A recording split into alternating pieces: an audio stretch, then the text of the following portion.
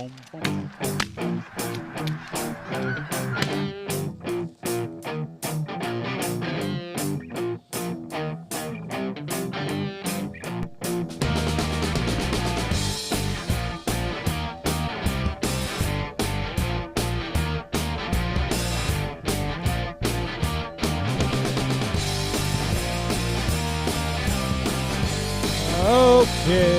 here we go.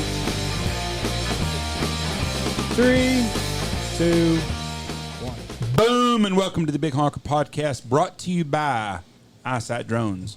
I am locally known Jeff Stanfield with the world fucking famous Andy Shaver, and my overnourished friend from Oklahoma, who I guess you're going to tell me that Oklahoma is their favorite to win the national championship in football this year.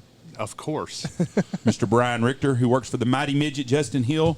Brian, how are you doing? I'm doing fantastic. Thank you guys for having me. It's nice to be over here. You guys have a great lodge here. Thanks. Thank you. Nice to be in God's country in Texas, right? And, I tell everybody, I spent the first 20 years of my life thinking this was the worst place on earth.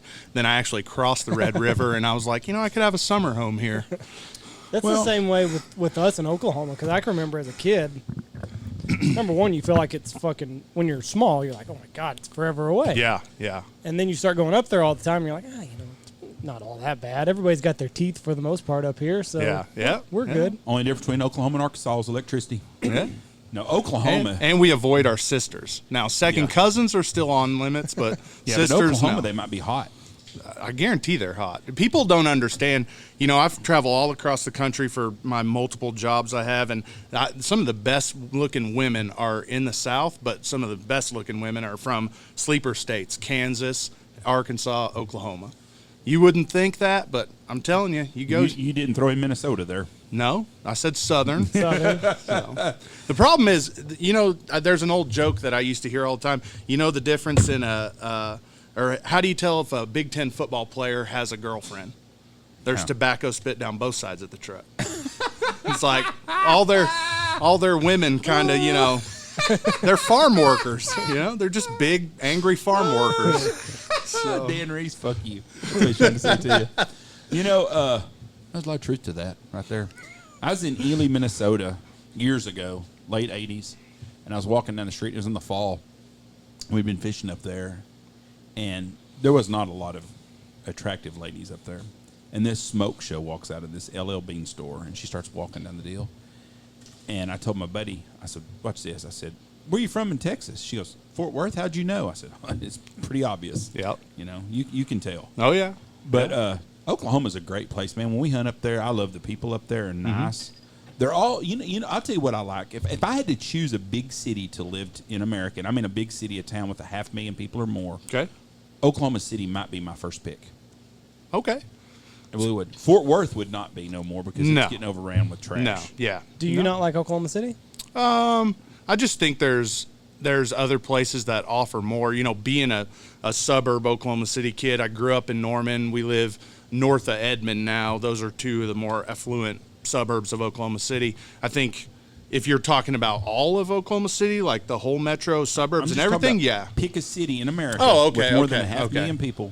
Okay. And Oklahoma City would be my first pick. Kansas City wouldn't be fucking for sure. No, I guess. I mean, I don't know. I guess I don't spend enough time. Like, when I travel for work, I'm usually someplace 3 or 4 days, so it's hard to get a feel of what it would like to be to live there. But I can think of places maybe Phoenix or, just some other. That would be the last fucking place I would go. Nah, man, all the golf courses. I mean, there's just a lot of stuff, dude. I feel like Oklahoma City's come a long way in the last 10 years. We got the Thunder, we got NBA basketball now. They're doing some things to really step it up. But, man, that's to say it's one of the top 5, that's where I would That's choose. strong. Move That's this strong. just a little bit closer to you, Okay. Victor. And Yep. you can, if you want to, cut it in half, pick up the middle. Oh, yeah? Okay. Yeah, there you go. I we would go. pick Oklahoma City because let's say all towns by 500,000 to 1 million are the same on things to do. Okay. Now, I'm not talking about the natural beauty stuff. I'm just talking Sure. about the same restaurants, Okay. the same shit like that. Okay. The people in Oklahoma City, it's mostly a conservative town. Oh, 100%, yeah. There's not a huge crime area. I'm sure there's some places that are shitholes. I could take you to some good spots. I'm sure that's Get true. a little nose candy, maybe a little handy in the parking lot. There's those places. A lot yeah. of booger sugar and rubbing tug. Yep. But Yep. the average in Oklahoma City is average overall is a nice, safe place to be. Absolutely. There's not a lot of big towns like that anymore. That's true. That's true. Phoenix is the last fucking place I would choose. Maybe it's right about L.A. Well, when you took out like the scenery and stuff, that's what I was thinking of, is like looking at stuff to do. Like, you know, you want a lot of we're outdoorsy guys. You know, I didn't grow up an outdoorsy guy. I played sports, so for me, like, Oklahoma City was great because there's nothing to do there but play sports and go to school and do that kind of stuff.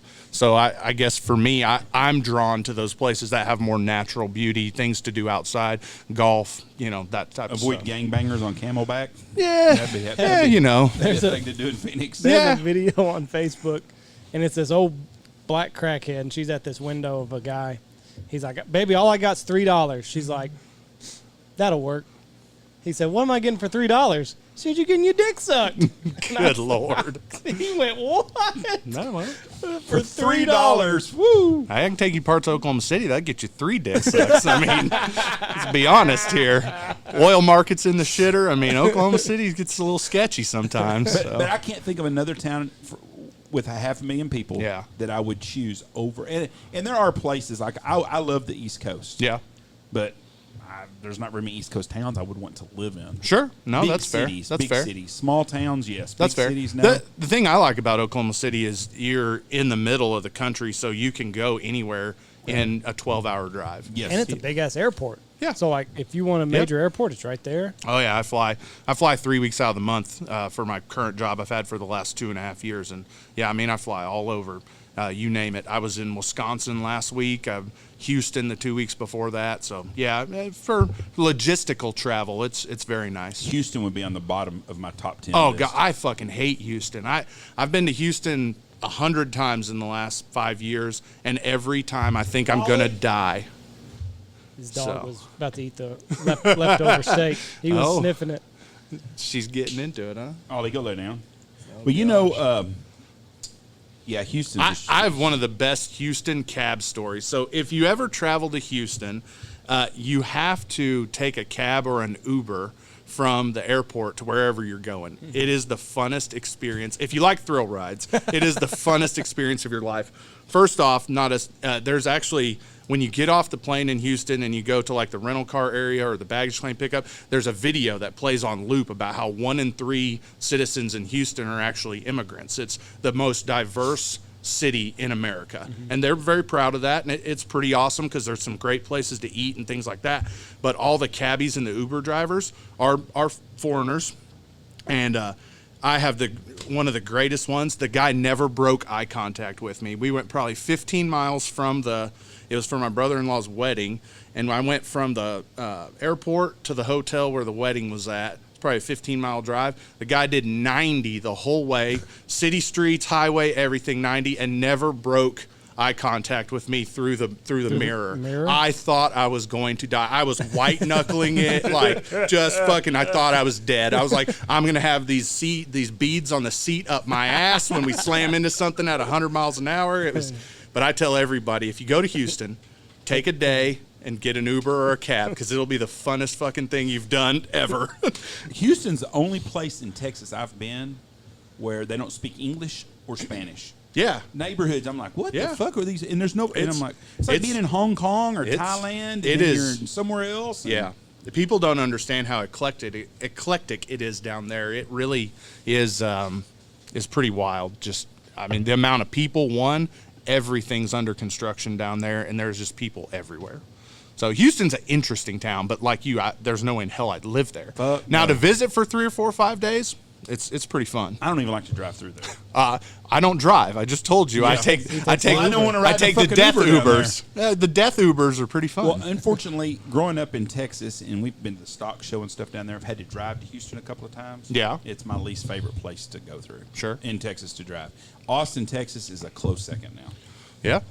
I haven't driven through Austin a lot. I've been to Austin a lot, but I haven't driven through there. I'll tell you, I hate driving south out of Oklahoma City to hit Dallas-Fort Worth. On 35? Yeah. It's been under construction. I'm 37 years old. It's been under construction for 36 of those years. Yeah, wouldn't you like to have the contract on that? That's my, you get that contract. Yeah. We ain't got to worry about work for 50 years. Yeah, it was the same way up in Lubbock, Harvard of the Plains. Yeah. I was up there for 5 years. They worked on the same part of the loop for 5 fucking years. Yeah. It's like, where are we Now getting at you here? talk about a real shithole, and I don't mean to offend you, Andy, but I wouldn't piss like on Lubbock? I wouldn't piss on Lubbock if it was on fire. I spent the last 2 seasons working for Derek McDaniels out there at Blackfoot, and that was the least fun I've ever had Maybe it's in just my management. hunting career. Maybe it's just management. Probably that. You know, I love Derek and I are like brothers, but yeah, definitely we work with each other better than we work for each other. My wife would love to live in Lubbock. Like Really? right now, if I said, Michelle, the Chinese just offered us $25 million for Stanfield hunting, we're done. We're sold. Wow. Trust me, if they come up with $15 million, we'll sell it. $10 million, we'll talk about it. Yeah. $8 million, that motherfucker sold too. But I mean, if we did, and I said, hey, where do you want to move to? Let's go somewhere. Well, first of all, we wouldn't go anywhere because our grandkids are here. Yeah, Sweet's here. yeah. But she would be like, what about Lubbock? What on earth could she possibly like about Lubbock? She I like thinks it's Lubbock, too. 1987 still, and Lubbock is a cool place to go visit. Lubbock's a nice place. They got everything you need. It's a big. I wouldn't want to live in. It's got this island mentality. Well, it's 'Cause it's 'cause like it's the fucking- last It is. fucking show. It is an Yeah. island. Yeah, And you're in the desert. Yeah, it is. Yeah, I mean, for me, the logistics of that town with that whole loop are so weird and wacky. Like everything new is on the west side of town. Yeah. So of course our lodge where we stayed and stuff is on the far east side. So it was like an hour drive to get to food, and the whole setup of it was just terrible. And then the people, you talk about Oklahoma, there's nice people. I mean, in Oklahoma, even if you fucking hate your neighbor, you're gonna wake up every morning and wave to him and say hi. It's kind of like people from the north talk about Canada, the people are so nice. Oklahoma's the same way. So in Lubbock, you get people that are just not pleasant to be around, and I think it's because they hate where they live. I think it's because people are leaving all the time. Yeah, this is fair. You got a neighborhood. Yeah, but I mean, college towns. I mean, Oklahoma is basically the whole state's a college town because every town has some Division II or Division III school in it, and so you get a lot of that turnover there too. So I don't know. I can't put my finger on Lubbock. I do not like it out there. See, I don't get that taste on Lubbock. It's not. I mean, I just would think I want to be somewhere. If I was going to move away, that it rains and it's nice. Yeah. And Lubbock, Lubbock, Texas is not greenery. that. Yes, Lubbock Yeah. is not that. That's why I would choose Oklahoma City Yeah. over Lubbock. Now, I'll tell you a place that would be close on my list, but they're not going to be 500,000 people, is Green Bay, Wisconsin. Yeah. I don't understand why any free agent football player that's got a family. Now, I could understand Odell when he's 21 wanting to go gig and live in a big city. But if you got a family and you play in the NFL, who the hell wouldn't want to live in Green Bay and get your kids away from all that shit? It's the same thing the Oklahoma City Thunder face with the NBA is no guys that don't have families or aren't in the later stages of their careers are coming there as free agents. It's small market. There's not really a nightlife at all, which I'm sure I'm going to get blasted on social media and be Not like, from most people we have listen to three, us. we have 3 bars downtown. Is Hot still open? I don't Do know. you remember that place ever? No. What? How old are you? 37. Oh, yeah, you're fucking young. Way before your time. The old place that anybody knows Oklahoma City for was the Red Dog. There's a big giant biker bar on like what is that, it's like Northeast 10th Street, which is now the place we were talking about, the old booger sugar and hand Red jobs. Dog is It's the called name the of it? Red Dog, and it was like the roughest place, north of Dallas. I went basically. to a shithole bar in Oklahoma, at a place that you've been to, I bet, because it's outside of Weatherford, Oklahoma. Oh yeah.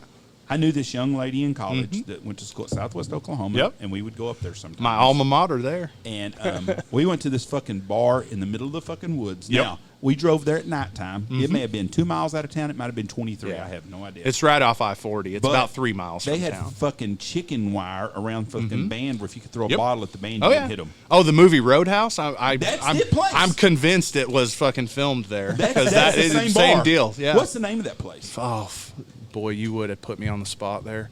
I don't know. I didn't go there when I was in college playing football there. I didn't drink. It wasn't safe to go there anyway. No, it was no. Didn't drink at all. I didn't start actually drinking until after college. But When you in got Lubbock. when you got in the guide life. yeah, Fucking got in the pushes guideline. you to it. Yeah, no. When I had to go get a real job in the sales life, that's I do guiding for fun. It's to get away from my day job. But yeah, that bar is that crazy. So when I was a freshman playing football there, the very first game of my freshman year, a bunch of the guys who were redshirted with me actually had to play because the offensive line got beat up in that bar by a bunch of bikers. Well, see, we were there, and there's a bunch of bikers in there, and this girl, I think she had a wild streak to her. Yeah, I'm sure. And so she takes us to this place, and we go there, And this guy asked a buddy of mine. He's like, "Hey, you want to play some pool?" And Randy goes, "No, thanks." He said, "Oh, come on, they're playing $20 a game. Play with us. I need someone to play with me." And he's like, "I don't know how to play." I'm like, "What the fuck?" He was a damn good pool player. I go, "What the fuck? You taking some money?" He goes, "They broke the last motherfucker's arm." Yeah. I go, "What?" He goes, "Yeah. Those guys left and come back in. We're laughing about breaking that guy's arm in the parking lot." He goes, "Yep. I wasn't getting in that." He goes, "Our starting quarterback got his hand broke in there." "Yeah." And he goes, "Look around, Jeff. It's not. I know you, and you know me. There's nobody else in this bar we know but some girls we don't know." Yeah. Is it Ishans? No. Ishans Bar? I have no idea. No, that's in Oka- closer. Okachari? How do you pronounce that? Okarchi. Okarchi? That's actually a world famous fried chicken place. They are like known. Everybody, when you do all the foodie shows, Guy Fieri and all that shit, that Ishans Bar is known for fried chicken. But that's not that Okarchi is, in my mind, if you look on a map, it's probably like 50 miles. But in my mind, it's hours away. Right. It's light years, whole different. See, that's the way that bar was from wherever the fuck we were. Yeah. But it was the roughest bar in 53 years of my life, and a young guy who went to a lot of places. Yeah. That was the scariest, roughest place I've ever been. Did you even enjoy yourself there? I would not have enjoyed myself. There's a place off I-40s. The one I'm talking about is called Cowboys.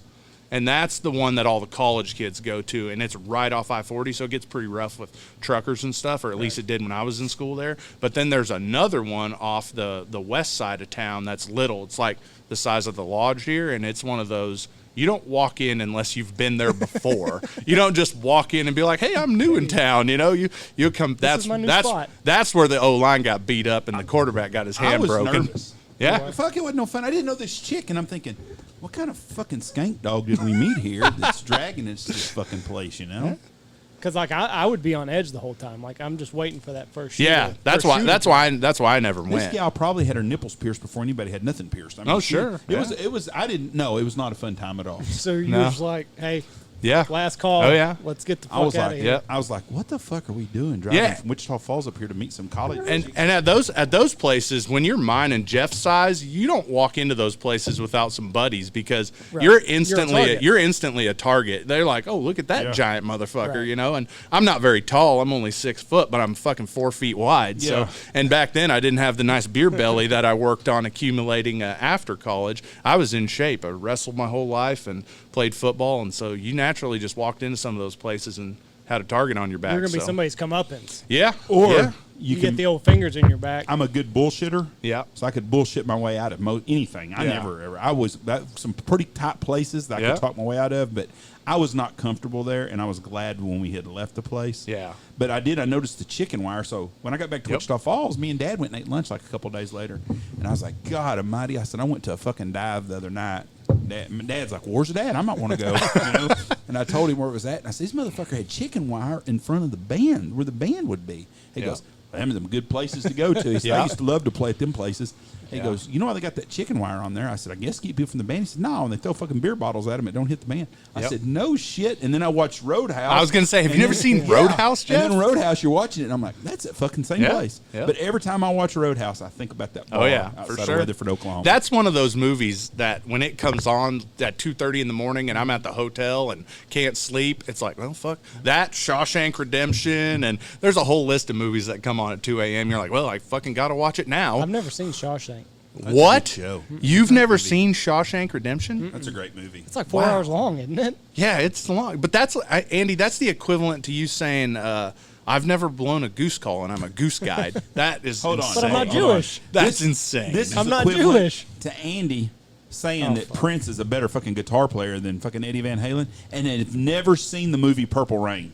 Okay. How the fuck can you be a past my Prince time. guy and not have seen the movie Purple Rain? It's past my time, Jeff, and it didn't get good reviews on Rotten Tomatoes. I'm not going to waste my time. College football player. Is Rudy not a great movie? Rudy is a great movie, but I hear he's a horrible human being. Well, there's a lot of them. Fucking Kevin Costner's one of them fuckers. Yeah. But I like it. Did you know Kevin Costner's got jungle fever? No, he likes the black chick. Jesus. Is this bad to talk about? No. I don't think He banged Halle Berry. I'm fucking. Yeah. Oh well, I think that's a lucky penis right there because she's a hottie. Didn't he Yeah. bang? He dated Whitney Houston for a while too. Yeah, but he's with some black chick now. But he didn't just dabble with Halle and Whitney. That's his thing now. But I didn't realize how many women he had dated and gotten through. You know, there's one of those things you get lost in Facebook when you're, supposed to be taking a nap after hunting or something, and you see all this shit they do about the celebrities. I get caught up in watching those things, and I don't know why, because I fucking hate all those people. I don't watch their movies, but then I watched something about 20 years ago how they had, 17 girlfriends in 3 years. Yeah. I'm just like, interesting. Yeah, I got all this horrible I tried that knowledge. when I was in college too. Yeah. Not me. A 17 clickbaits on him. I kept pushing the button to see who was next. yeah. It's like, damn, he dated. We stuck Yeah. with her. And, and when you're showing Kevin Costner, and it's not like he dated. Like I can tell you a bunch of women I dated in Wichita Falls, Sure. but I can't say I slept with them. Yeah. Kevin Costner, if he's dating them, he's sleeping with them. Sure. Well, I mean, you would think. God, I would hope so. But isn't Shawshank like a downer of a movie, though? It's a great movie. No, it's a great movie. I mean, I know he gets free at the end. Spoiler alert. Yeah. Fucking somebody right now was like, God dang it, I was going to watch I it. fucking watched that for the first time. Gosh. No. I've seen the end. No, I mean, I don't think it's a downer at all. It's a very good movie. Doesn't he like get diddled in the shower and stuff? Andy, we're not going to get into all the butt sex stuff. It's a good show. I don't know. They don't really. They allude to it, but Yeah. they don't actually show if he ever got penetrated It's not or like- anything. It's probably about like the Texas Longhorn football team. You just understand that they're going to get fucked every year, but then they actually they don't go all the way and get fucked. So I can't defend them. So I really can't anymore. I hope they're good. It's not I like the hope Orange they're is good. the New Black of the shows or whatever. Or Brokeback Mountain? Yeah. I've never seen that. I can honestly say haven't that. I've never seen that one either. I did watch some of Orange is the New Black. I did have a client give me a copy of Magic Mike, the stripper movie. It is in my movie collection at the house, still with the plastic seal on it, so that I can prove I did not watch I got it. one of my friends watch that. Yeah? And he had the nuts to tell me, Fred Ledesma, yes, Fred Ledesma from Rock City, Texas, watched Magic Mike. And his son told me, he's got this little boy, his little son was about 5 or 6 now. He let him watch it? No. Oh. His son told me. Told on him? Oh, yeah, he's at the house one day, and he's like, yeah, Dad shaves his whole body. I go, huh? Fred's like, Chase, don't be telling that story. Maybe he's an Olympic swimmer. I go, whoa, hold on. I said, what do you mean he shaves? Oh, he shaves his whole body. He's like, God dang it, boy, I can't tell you, you see nothing. I go, why are you shaving your body? Because Dad and Mom went to see that show about that guy, Matthew McConaughey, stripping. I go, whoa, hold on now. So he went with his wife to see this show, and so he went home and shaved his whole body. I bet he looked just like Matthew McConaughey. how many after he did how it. many except guys for the fat Mexican version of him? How many guys do you think let their spouse or girlfriend or whatever talk them into go and see that movie, thinking that they were going to go home after that and get laid, and that none of them got? I would be shit. like Michelle, turn the lights out real dark, and put on some sunglasses. Yeah, Yeah, because they go from seeing all that eye candy Yeah. and then here I am all hairy Yeah. and shit, and they're Yeah. like, I'm Yeah. good. That'd be like the guy going would take your girlfriend to see striptease when Demi Moore was a fucking absolute 10.5. yeah, You know? yeah. Or It's probably not going to work out. the lady who buys the lingerie and she's like, "What do you think?" And the husband's like, "Well, goddamn, if you're gonna look like that guy in the picture, it'd be great." But that ain't gonna happen. yeah. So Striptease was on. This is a funny story. Striptease was on like Amazon Prime or whatever. And you know how like when you watch something, like it goes to the front of the line. Like, Oh, yeah, watch yeah, this yeah, again? yeah, absolutely. Well, the wife and kids were out of town when I watched it. Yeah. And like, I'm embarrassed for you already. I don't know why. and then like I go back to What that- was the proximity of the lotion and Kleenex to where you watched this movie Yeah. from? I'm just I watched it totally platonically. got it. Got it. But like I go back to that app after I finished the movie. I was gonna say after I was done, but that wouldn't, that would have been low hanging fruit. And then like it's at the very front, and I'm like, I need to make that like go. So Yeah. I started like watching a whole bunch of shit, like Nice. going into a movie, going back out, going into another movie, just to make that motherfucker go down the line. Did you think it was? Had you not seen it before? I hadn't seen Did you think it was a very good show? it. Yeah, it's all right. She was a good-looking son She bitch, was. though. I don't know that I've seen that movie. I mean, I've heard about it, but I don't know that I've seen I'll it. tell you a better one than that is It- the movie with it didn't win any. Elizabeth Berkley. Oh, Showgirls. Yes, Showgirls. Yeah, dude, that was my crush when I was a little kid. Oh, she watching was say hot. say no Or not Elizabeth Berkley. Curly. No, What's her name? Berkeley. She was on on Saved by the Bell. The Saved by tall, the Bell. curly-haired Yeah. girl. Woo! Every one of them chicks Boy. is Kelly Kapowski. Yeah. She's Tiffany Amber Thiessen. She's Yeah. good looking anyways. And so is fucking Lisa Turtle. And you know who reminds me of Lisa Turtle's the chick on Outer Banks now, the black girl, half black girl. No, Whatever she I is. don't know that show. You've never watched Outer Banks? Dude, I live in Oklahoma. We don't have cable. don't have TV. I live on a farm. I mean, my kid takes have care of Netflix? chickens. No. No Netflix? No, we do. Amazon Prime is where I watch. If I want to sit down and watch something. But I can honestly say, other than sitting down and watching a movie, if I can't sleep or something, I really don't watch a lot of TV unless it's sports. Outer Banks is a show that's on right now about some kids in the Outer Banks, and it's got I guess it's kind of a modern day Goonies. They got a treasure and some bad stuff, but they've got this blonde-headed chick that is the next super hot chick, I guess. Okay. You'd say. She is absolutely a smoke show. Okay. And there's a half black chick that's on there. I think she's half black. She reminds me of the new Lisa Turtle. She's a good looking son again too. Do you know she's a lesbian? The half black chick? So am I, so what the hell's the matter? That's just trendy right now. I think half these chicks coming out and saying they're lesbians and stuff, and it's like, it's just because men are so terrible these days. Their choices are terrible. The population's been lesbians the whole time I grew up. Yeah. I've been one since I was probably 7 years old or so. Yeah, fair And enough. I think that's honestly I think that's why we're seeing so many like transgenders is because that's the new thing. Yeah. Being gay is not cool enough anymore. Yeah. So like you gotta get your It's all about extremes. penis lopped off. I'm trying to get this TV to work so I can show you this hot chick. It's okay. I've seen them before. Remember, I'm from Oklahoma. That is true. Yeah. That is true. So you do you pay attention to the college wrestling tournament at all? I do. Oklahoma, I the winningest. Oklahoma State is. Yeah, Oklahoma State. So that's Powerhouse. a big point of contention in Oklahoma. Is a lot of people, especially from outside of Oklahoma, lump that together and say Oklahoma, and you really have to differentiate: is it Oklahoma State or Oklahoma? Because in the old days, in the 50s and 60s and 70s, Oklahoma University was a powerhouse. You had all these amazing wrestlers coming out then, and then John Smith kind of really turned around Oklahoma State and turned it into, the factory. For guys that don't follow wrestling, Oklahoma State is the Alabama of wrestling. And really, in the last 5 to 6 years, Penn State has really taken over. Cale Sanderson. He went to Iowa State, didn't he? Iowa State. He was a 4-time. He was undefeated. Just incredible wrestler, and he's an incredible coach at Penn State. So, yeah, Oklahoma has very rich wrestling tradition, but Oklahoma State is kind of the most relevant, and I'd say probably the last 50 years. So why don't you wear an Oklahoma State wrestling hat? You got an OU wrestling hat. Because I was born and raised in Norman. Oh, so we lived in Stillwater, where Oklahoma State is, for 6 years while my wife was in veterinary school up there. And if I had to choose a place to live, I would live in Stillwater for the same things we talked about earlier: friendly people, more agriculture type town, a little smaller but still have everything you need. I love Stillwater. It's fun. Norman's just growing too fast. It's turning into a big city too quick, and you have to think. State schools are always traditionally the agriculture schools. They're a little less uppity. Norman, where OU is they have the medical school, they have the law school. So obviously it's a different type of person that's going there, and so I enjoy the rednecks, hillbillies, and good old boys. Oklahoma State is real people. Oh yeah, and that is a great college. And if I wouldn't argue that Norman's not real people. I think it's just real different people. Okay. I think there's two extremes there. Whereas Oklahoma State's more relatable to people, the people that go there. People like us that are into what we're into. Right. But just country people in general. Yeah. You go anywhere in the United States and you get outside of the big cities, and people are like Oklahoma State people. Oh, absolutely. Yeah. And Western Oklahoma is full of them. Yeah. Good oh, people. Yeah. Everywhere you go. Well, Oklahoma State being the only agricultural school, basically every farmer either went to school there, sent his kids there. He sends his crop. What am I trying to say? His research, his everything, agronomy stuff. His tractor salesman probably went there.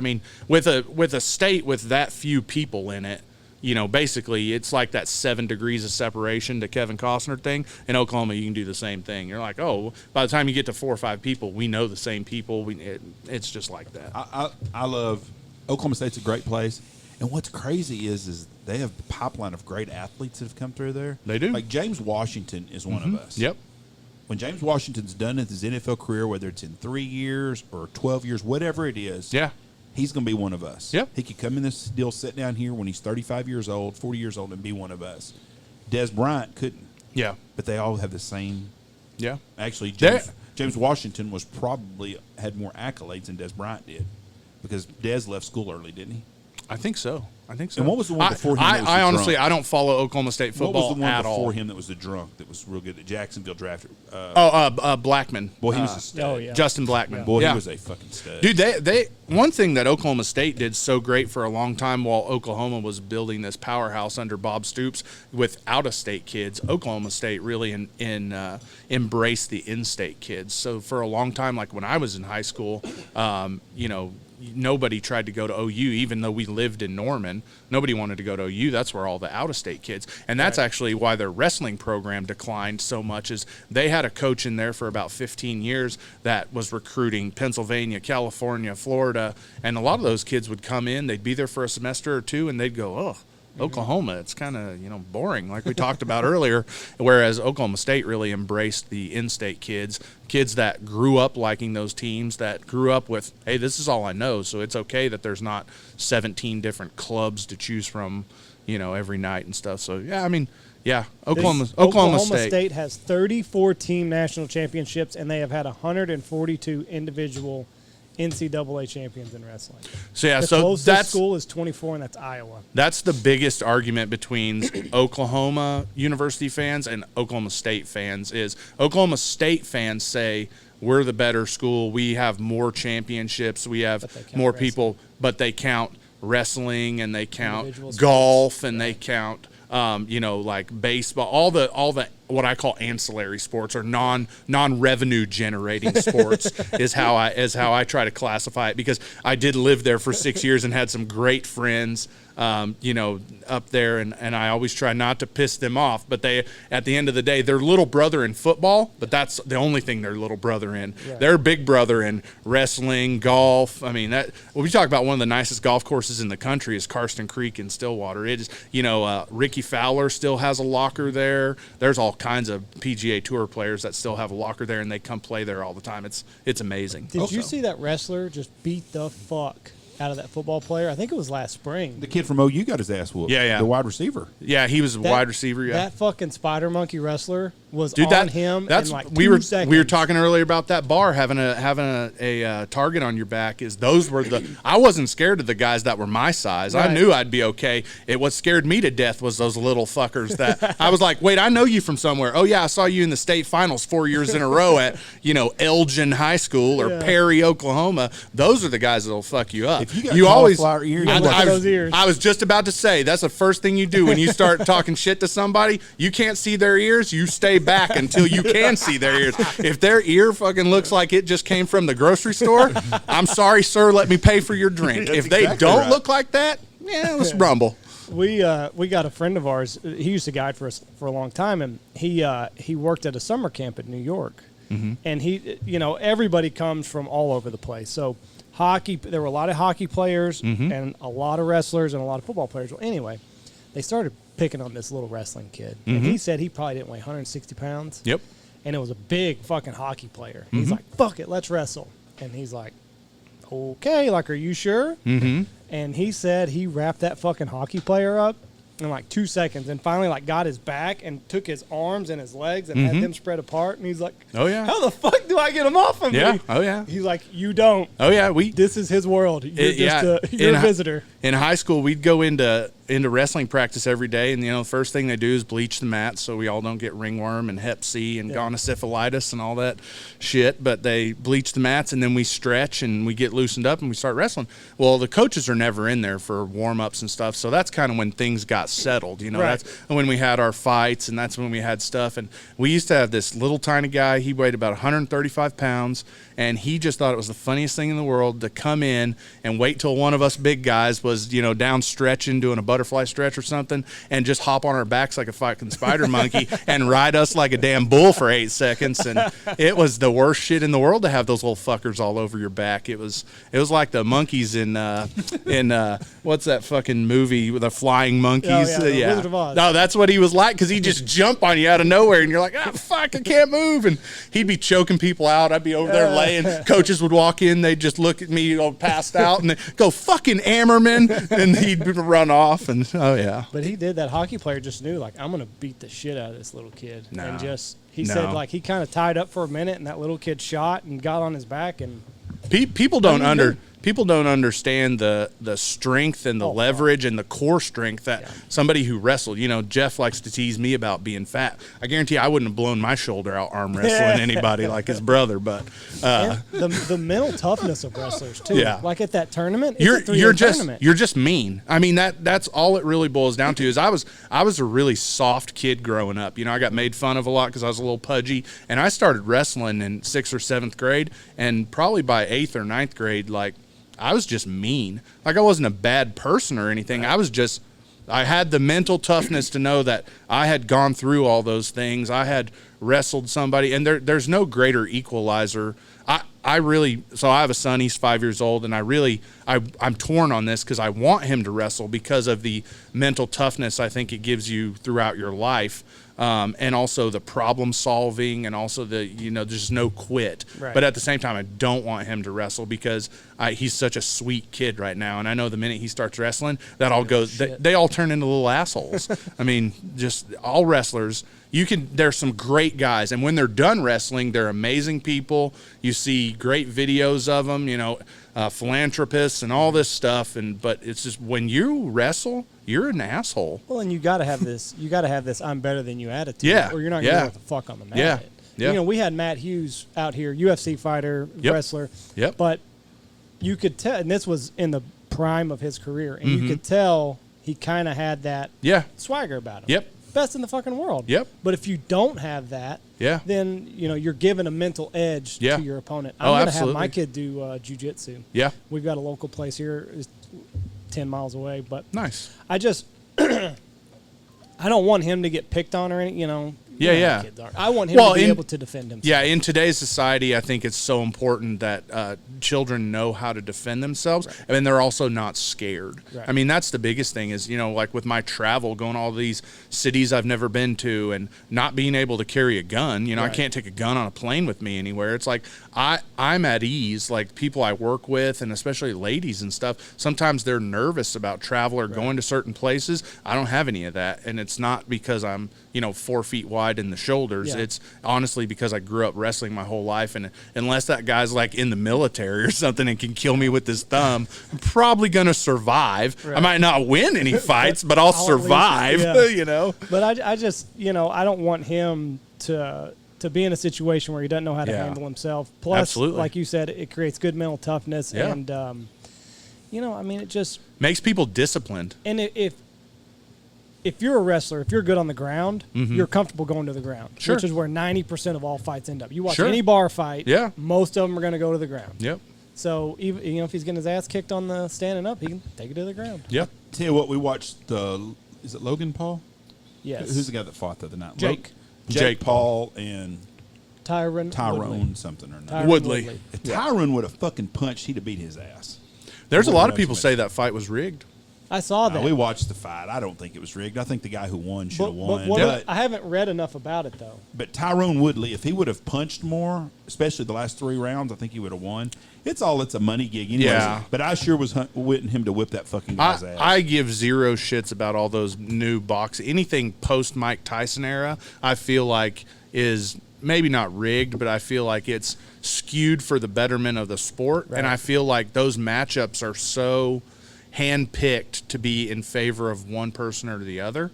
And the thing that killed boxing, in my opinion, is all the best guys, they dodged each other for so many years. There's too many divisions. In the UFC, the best guys fight the best guys almost every single year. Right. But it's, you get into boxing and these guys dodge people for years and years. And plus, to me, boxing is its own sport. It's not a real fight. Like in a real fight, I'm going to gouge your eyes, grab your balls, bite your nipples, whatever I got to do to survive that. And to me, boxing is not that. I think if those two guys you were talking about had done an MMA match, it wouldn't even been close. I watched. Is it Tyson Fury? Yes. What's the big black guy's name? Deontay Wilder. I watched that fight. Those are 2 fucking guys I would not want to have to No, yeah, no. I mean, there's no doubt that those boxers are amazing athletes. Yeah, I'd like to see there's Mike Tyson in his prime fight this Fury guy because the size. the size difference. Yeah, Because Tyson's a bad motherfucker when he was younger. that's People another don't thing know. I don't like about boxing is if you got 8 foot long arms. I mean, you can win on that. You're not necessarily the best boxer. You just Hit you from across the room. Jab your way in and then yeah. throw some bombs. Mike Tyson in his prime when he was 24 years old Mm-hmm. before he went to prison. I like any motherfucker a that'll bad bite an ear off. I mean, that's my kind of guy right there. He was crazy. Yeah. Jeff had to take a piss that night. He missed it all. Went to take a piss and came and like it was just pandemonium in the ring. He's like, "What the fuck has happened?" Gosh. We're like, "You're never gonna believe this." Yeah. He bit his fucking ear off. Yep. And Jeff's like, "No bullshit. Who got knocked out?" I've missed a few UFC fights from getting up to go grab a beer and they get knocked out so quick, and you're just like, "Fuck, I paid $49.99 for that." I can better than that. When I was in college, I dated a girl, and her dad took her little 14-year-old brother to Las Vegas to go see Tyson fight somebody, and I can't remember who it was. Sure. And they go to fight, and Tyson comes out, and the guy comes out, and the little boy's like, "Dad, I got to pee. He's like, "Fuck, okay, let's go now before the fight starts." They went to the pisser, come back, and the fight was over. Wow. It was one of those 49-second knockouts. I think it was That's- Michael Spinks or somebody. That's Ricardo rough. Spain, he knocked out in 39 It seconds. was one of those fights, though, but they flew to Vegas. Ricardo Spain, is that the guy that old blue or guy up the road in Wichita Falls was talking about? Who now? Who's the guy you guys had on the Rustin. podcast? Rustin. Ricardo never Spain. mind. Oh, showing up to his house? Yeah. No. Never mind. No. I'll go. I do. It was one of your Oklahoma boys. Yeah. That doesn't surprise me. So I feel like we've got dueling Dove Kings on. We're just, we're way here in the back. We got dueling Dove Kings on here. I sent that. I saw you guys post that little thing that said Dove King. I screenshotted it and sent it to Justin, and I said, "Please." No, Rustin runs an awesome operation up there. I wish we had town birds like that. Oh, they're I wish amazing. we had white wings right out of town. That's amazing because you can just beat the shit out of those things day after day after day, and they just keep coming back for more. Because, they just go back to the they're park or whatever. they're gluttons for punishment. my phone has rang off the hook the last I'm gonna say week, probably not 2 Mm-hmm. weeks, but the last week. People, man, we ain't got no dove on our spot. Do y'all have anything? There are no dove in North Texas like normal. I'm not saying Dude, have you seen the videos from Lubbock? The Lubbock's where all the Lubbock birds looks are. insane. Yeah, that's where all the dove are right now. Yeah, I scouted this morning, and I feel very confident we're going to have a great day tomorrow. Now, is it going to be as good a day as we've had in the 7 years I guided? Probably not, but it's it's not going to be a slouch. Now, 2 years ago, so last year it rained on the opener, and it was still good, but 2 years ago we had that big thunderstorm roll Right. through 2 days before. That was like a ghost town. I mean, Justin was canceling people left and right. We're not even close to that right now. The bird numbers right now, I would say, are decent. They're not great, but they're decent. But compared they're to gonna get trigger time. you hear a lot of the guys around here that have deer leases and stuff, and you kind of hear a buzz about things. Even up in Oklahoma, where I'm at, this West Texas area has just so many hunters from the DFW area. You can kind of tell a week or two before when it's going to be hot. And it's been a little quieter than I would say the first 5 or 6 years that I worked down here, but it's nothing as bad as the last few. Well, the problem is going to be what's going to be like over the weekend. Yeah, Because a lot of birds are going to get blown out the first 2 days.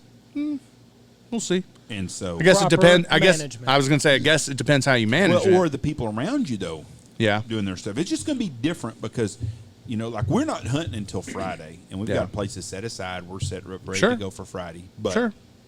I'm not putting a whole lot of faith that this is going to be just a barn burner. Now, as soon as we get a front, we'll fill back in with birds, and that's our problem right now. Yeah. Next week. Jeez, we need.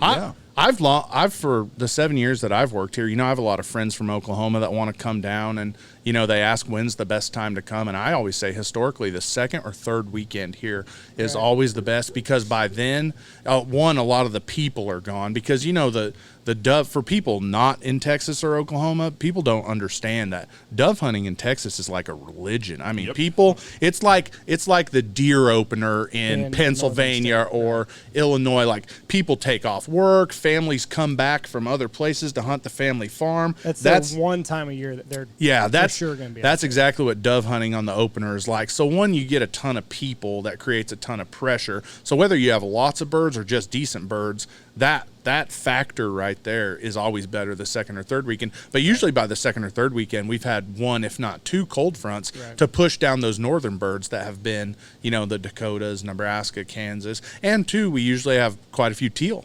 I've been hearing you guys talk about all the teal that are here, so who knows what the hell's going to happen this year. But right now I'm very optimistic about the bird numbers for this first 2 weeks. I feel like it's going to be good shoots.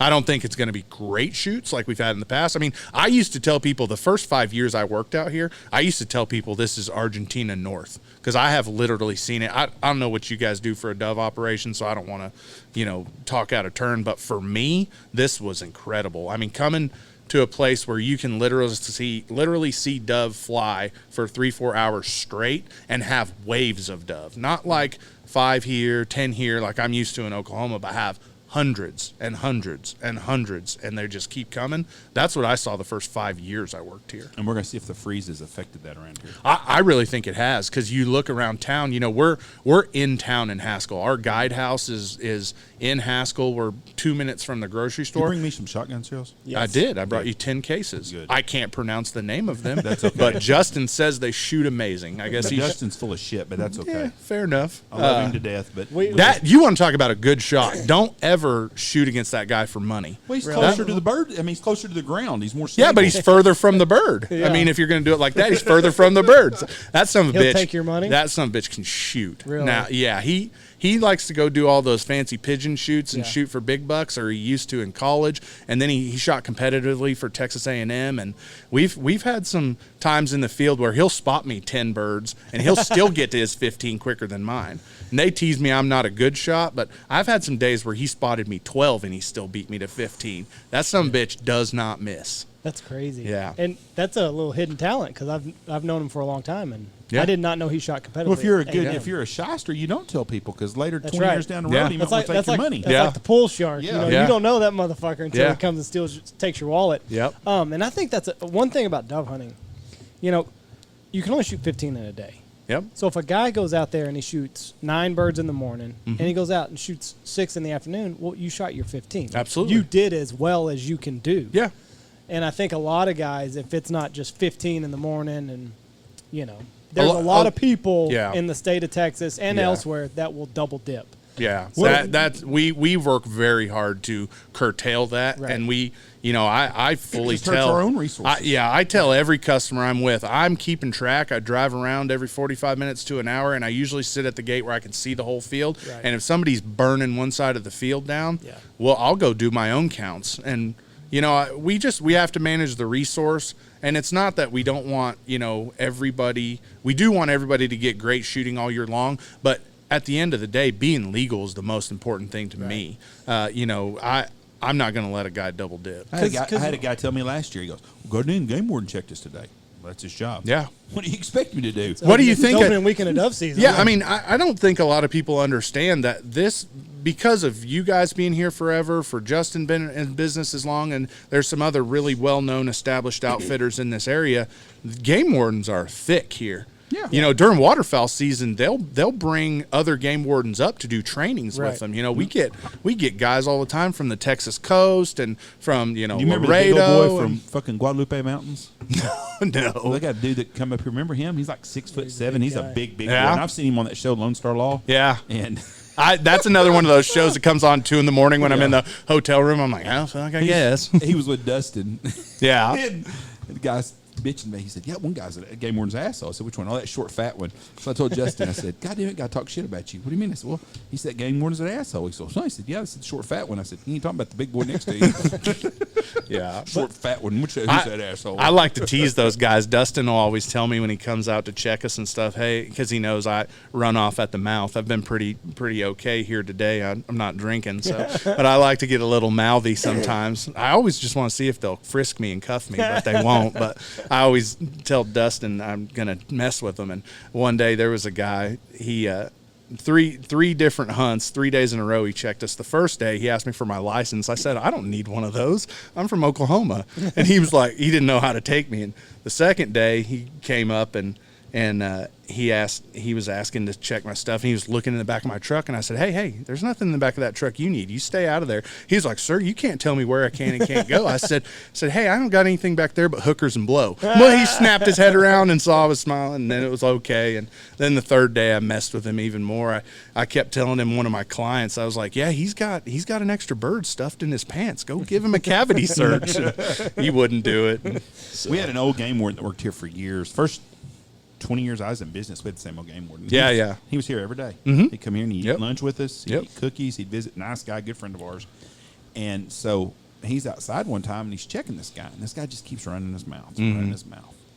Well, it's not my fault. It's fucking Walmart's fault. Sir, you're supposed to have a federal stamp. Yeah. Well, I bought everything from them. They didn't give it to me. So It's the hunter's responsibility. That's not my fault. He goes, I'll show you my receipt. I paid for it. He goes, you can take that up with Walmart. I'm not saying that. Yeah. But it's, the guy just kept going and going and going and going.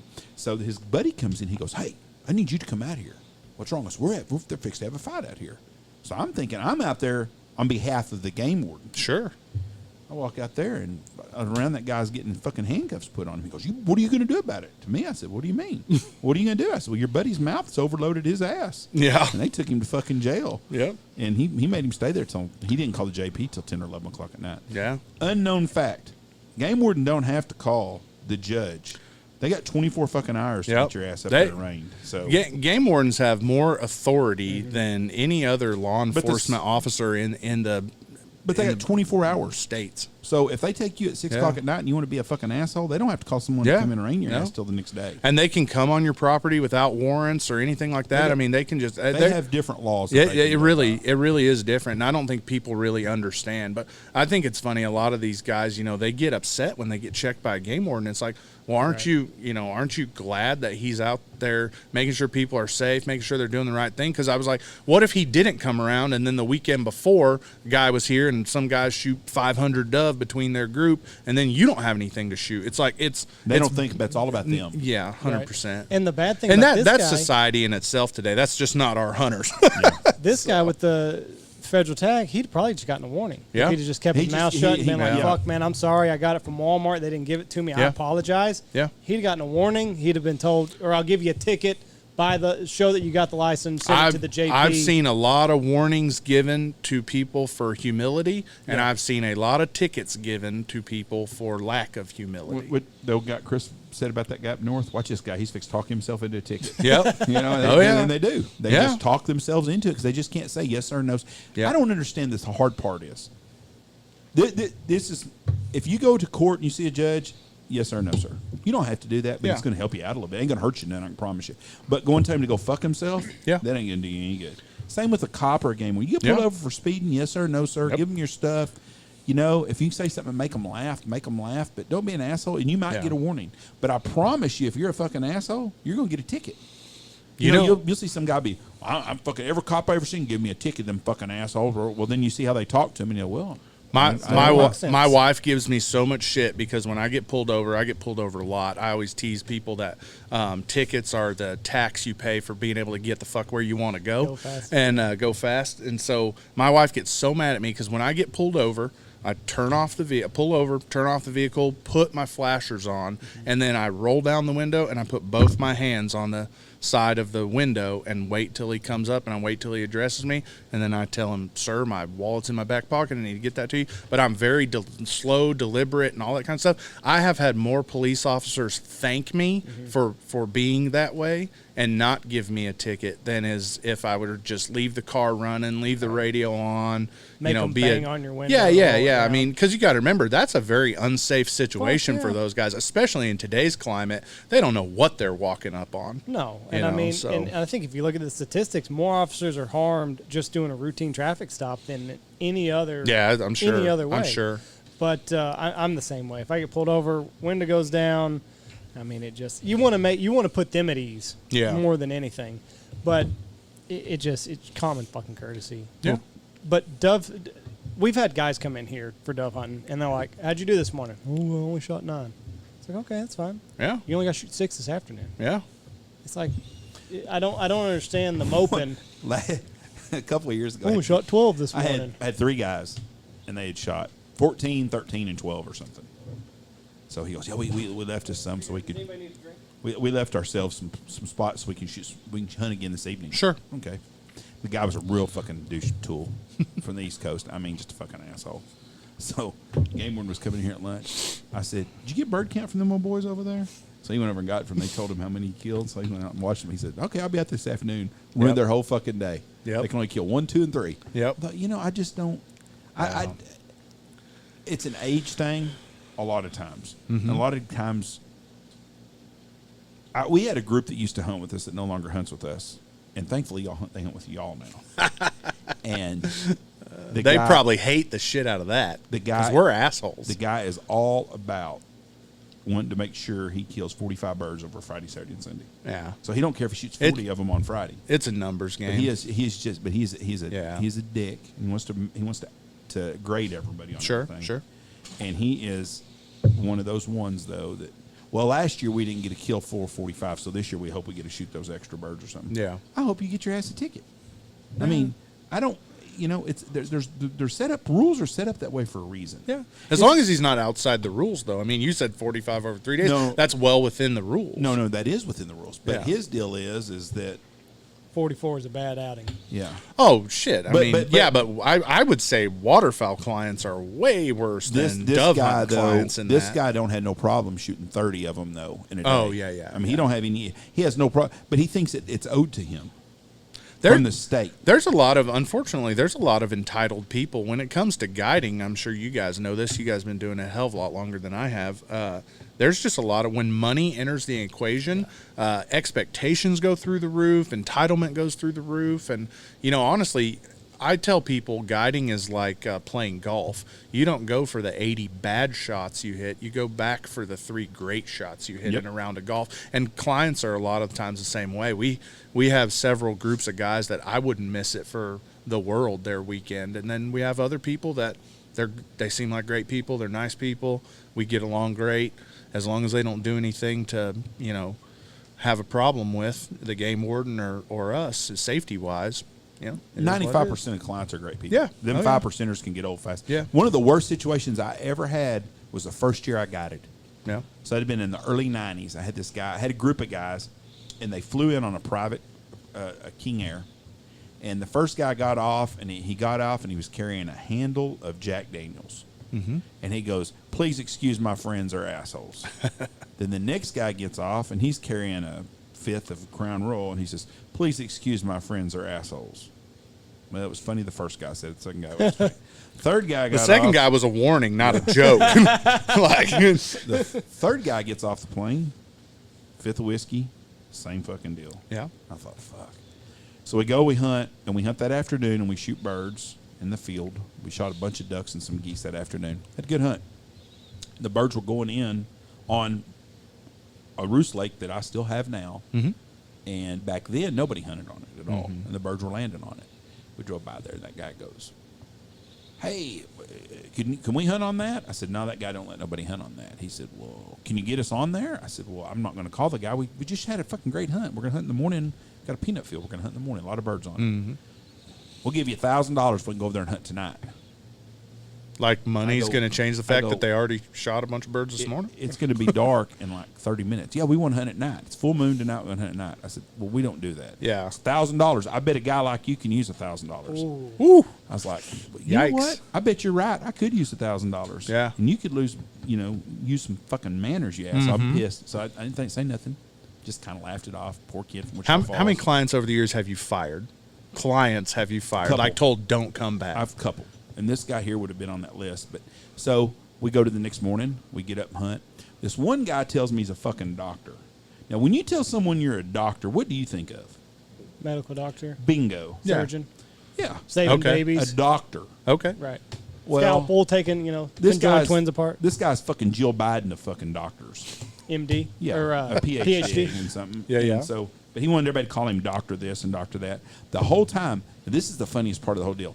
They've got a private plane they're in, and they've got a guy. Hey, go ahead and put that stuff up, if you will, in the fridge. Ollie keeps of trying it. to take Yeah. it. So, anyways, in Ziploc bag, whatever you need. So, anyways, he tells me, he goes. Wait, you're not going to give me a snack bag to take I'll- home? I can give I'll you get one. I'll get undernourished. I won't be your well nourished friend. overnourished. Overnourished. That's friend. what it is. So, yeah. anyways, they've got this pilot there. So we come in, we do a morning hunt, shoot a limit of geese. We're going to go shoot some ducks in the afternoon, have lunch, and this one guy says, you know what, I think we need to go to whatever the whorehouse in Acuna was called. They had a name, a Papagallo or something. Wait, there's a whorehouse down There here? used to be. Oh, It used to be okay. called Boys Town. Got me all excited Yeah. for a second. No, it used to be called Boys Town. Gotcha. There's a whorehouse down there. There's more than one. I think there was a bunch. They wanted to fly down there. This pilot guy, he's real religious. He's married, and he goes in there in the office. He's using his phone. He tells his wife, he goes, oh, my God, they want me to fly to Mexico to take them to a whorehouse tonight. Oh, Heavenly Father, 7 blessings. I mean, he's fucking scared to death. So Nice. we go out and go hunt in the afternoon. That's what we're going to do. Bob, we're going to take that plane, and we're going down to Mexico. So Bob gets on the phone with his boss that owns the plane. He goes, And it's not a short flight to Mexico. No. I think you have to preface that for all the Yeah. people that listen It's to this. probably a it's not. 2-hour Yeah, I was flight. going to say it's not like a 30 minutes. It's, No, You're in the air a couple hours. yeah. 2-hour flight from here to Yeah. to that area. And he comes out the car and he goes, guys, as soon as the hunt's over, we come pulling in and we had a good hunt again. They go, Papagayos, we're going to the whorehouse. Woo, woo, woo, woo. They come in and stuff, and he's like, guys, he goes, we can't land in Mexico. The plane's not insured to land in Mexico. We can land in Del Rio. Oh, damn it. But you tell the old pilot guy, he's like, shit. So they're going to They go. got me again. We're going to eat dinner, then we're going to go to these whorehouses and stuff, and that's going to be our tip. Is they're going to take us to whorehouses. Yeah. Okay. I'd rather get the cash because I needed $1,000. Yeah. Didn't want to tell them that at the time, but So, anyways, they eat steak and stuff. They're all fucking passed out by 6:45 at Sure. night. There ain't nobody going to no whorehouse. Oh yeah. Next day they hunt, have a good hunt. They settle up. They pay for me. Dr. fucking Feelgood or whatever his fucking name is writes me a hot fucking check. That's about right. I'll I mean, never par fucking- for the course. Yeah. Yeah. And the other 2 guys with him were not a bad guy. One of them's family owns a very well-known company that's in the world. I'm not going to say nothing because he was a pretty nice guy. Yeah. But the doctor guy was a total fucking douchebag. He died a long time ago. I bet they had a hard time finding 6 people to carry his ass. He was a dick. But Yeah. anyways, they wrote me a hot check. Yeah. A friend of mine was in for a kid that went to SMU that has a trust fund that's got tons of money. That's a friend of mine. I asked him, I said, hey, do me a favor. I said, this guy here said if somebody will just come by here, just give him cash for it. I said, will you go by and pick up that money on your way up here? He says, yeah, sure will. I don't mind at all, Jeff. $1,500 this guy wrote me a bad check of. He goes in there to get it, and the guy's like, you're here to pick up that money? Yep. I need. Here's your check, and I sent him the check even in the mail. And he said, here's your check. I need that $1,500. He counted out $15 fucking and threw it at him. He goes, I bet you've never seen that kind of money in your life, have you, kid? Oh goodness. No, that kid can buy your ass fucking 2 or 3 times, you cocksucker. Yeah. But it's crazy. Wanted to pay $1,000 to go hunt the hern in the middle of the night. That was the deal. Oh, you bet we do that all the time. You know? That'd be a fun shoot. Can you imagine though that people? But that's their mentality. Yeah. They just get They outta think here. money. Yeah. That's not. Well, especially when you get people that come out to rural areas like this, because it. I won't say it's impoverished, but it's different than big city life. is a poorer community. Yeah, a lot of those people think they can come out to these rural areas, Right. and you had the same thing in rural Oklahoma when I was in college out there. You get guys who come out from the city and they're jump shooting geese, and you pull up after a hard day of scouting, and you're like, "What the fuck are you doing, man?" And he's like, well, it wasn't posted or nothing. And I was like, doesn't mean you can walk out there and jump shoot geese. I'm trying to hunt tomorrow. They think So- that they can do things out in the country and nobody will notice. Yeah, yeah. And I think that's the Yeah. exact opposite. Yeah, because people don't understand. If you're coming to our area, Haskell, Knox, all this stuff, not only do we have, how many guys do you have scouting for you in a morning? A couple. Jeff goes, and then there's always probably Yeah, one a other. couple. Me or Tony go. We have a couple, and Roger's got a couple. You've got game wardens driving around. You've got every damn farmer that's out there feeding his cows or checking his stuff. There's a lot of traffic going around, and when, even if the field's only got 5,000 birds in it, when 5,000 birds blow up in this paper flat fucking country out here, you can see it from 10 miles away and go, what happened over there? Yeah. Because it's like a cloud of birds get up. And everybody knows. Yeah. Like, Justin has called me more than 3 times to let me know there's a truck driving around. over by your field. Oh, we all Vice talk. versa. We all know. talk. Yeah. And they don't realize that. And Yeah. I've always put it this way: if you go down this county road here, 2 miles from the lodge, I drive that road once a day or twice a day, every day during hunting season. Now this Yeah. time of year I don't, but my buddy Jerry Copeland lives right there, and he goes that way every day. Drives down Oh, that yeah. road. It may be in the middle of nowhere. it may get 6 vehicles a day drive down that road, but those 6 people notice things that aren't normal there. So if and they know who's supposed to be out there. And if they see somebody they don't know down there looking around at deer or whatever, they know, and we get on the phone.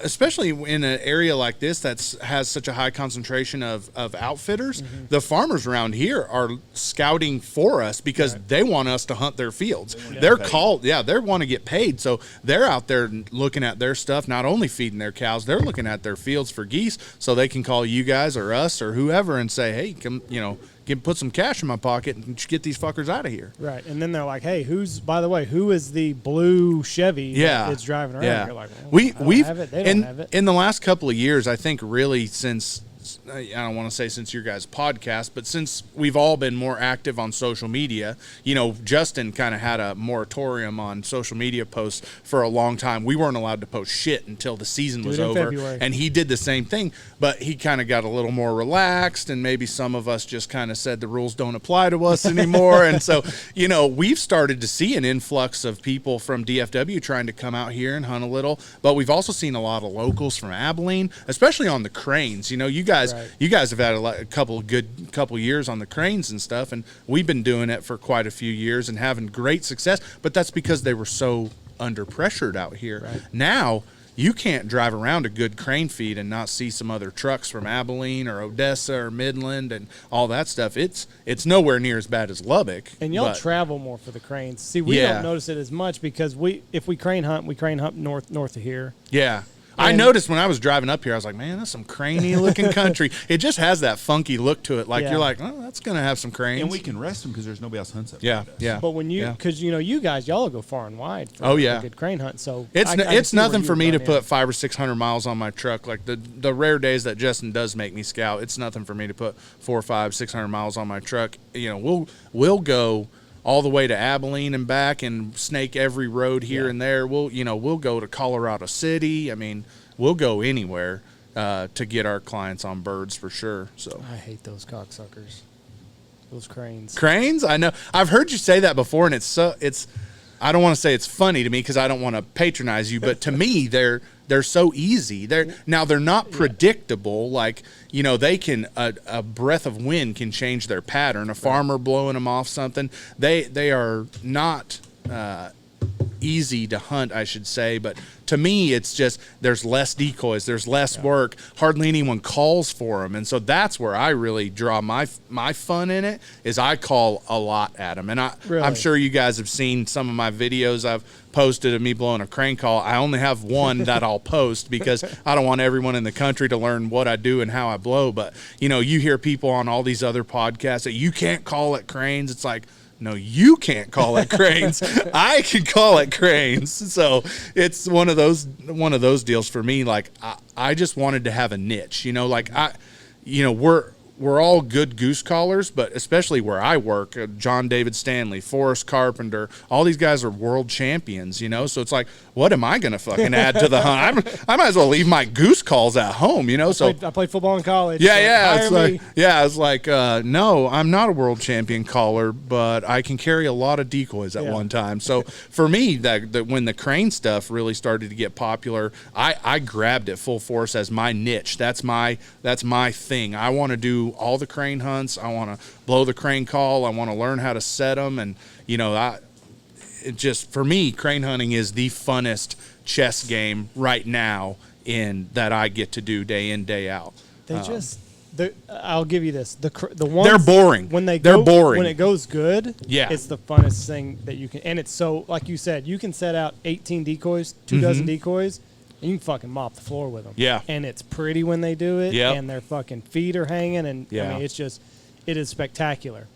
But on those days, when it's not good, when they have just, for whatever reason in their crane brain, said, you know what? Yeah. I'm not going there today. That's not the flight I'm taking. And that's it's hard to break them. That's the thing for me that really made me gravitate to learn how to blow a call. Before all these companies came out with a crane call, now we have a plethora of great crane calls to choose from.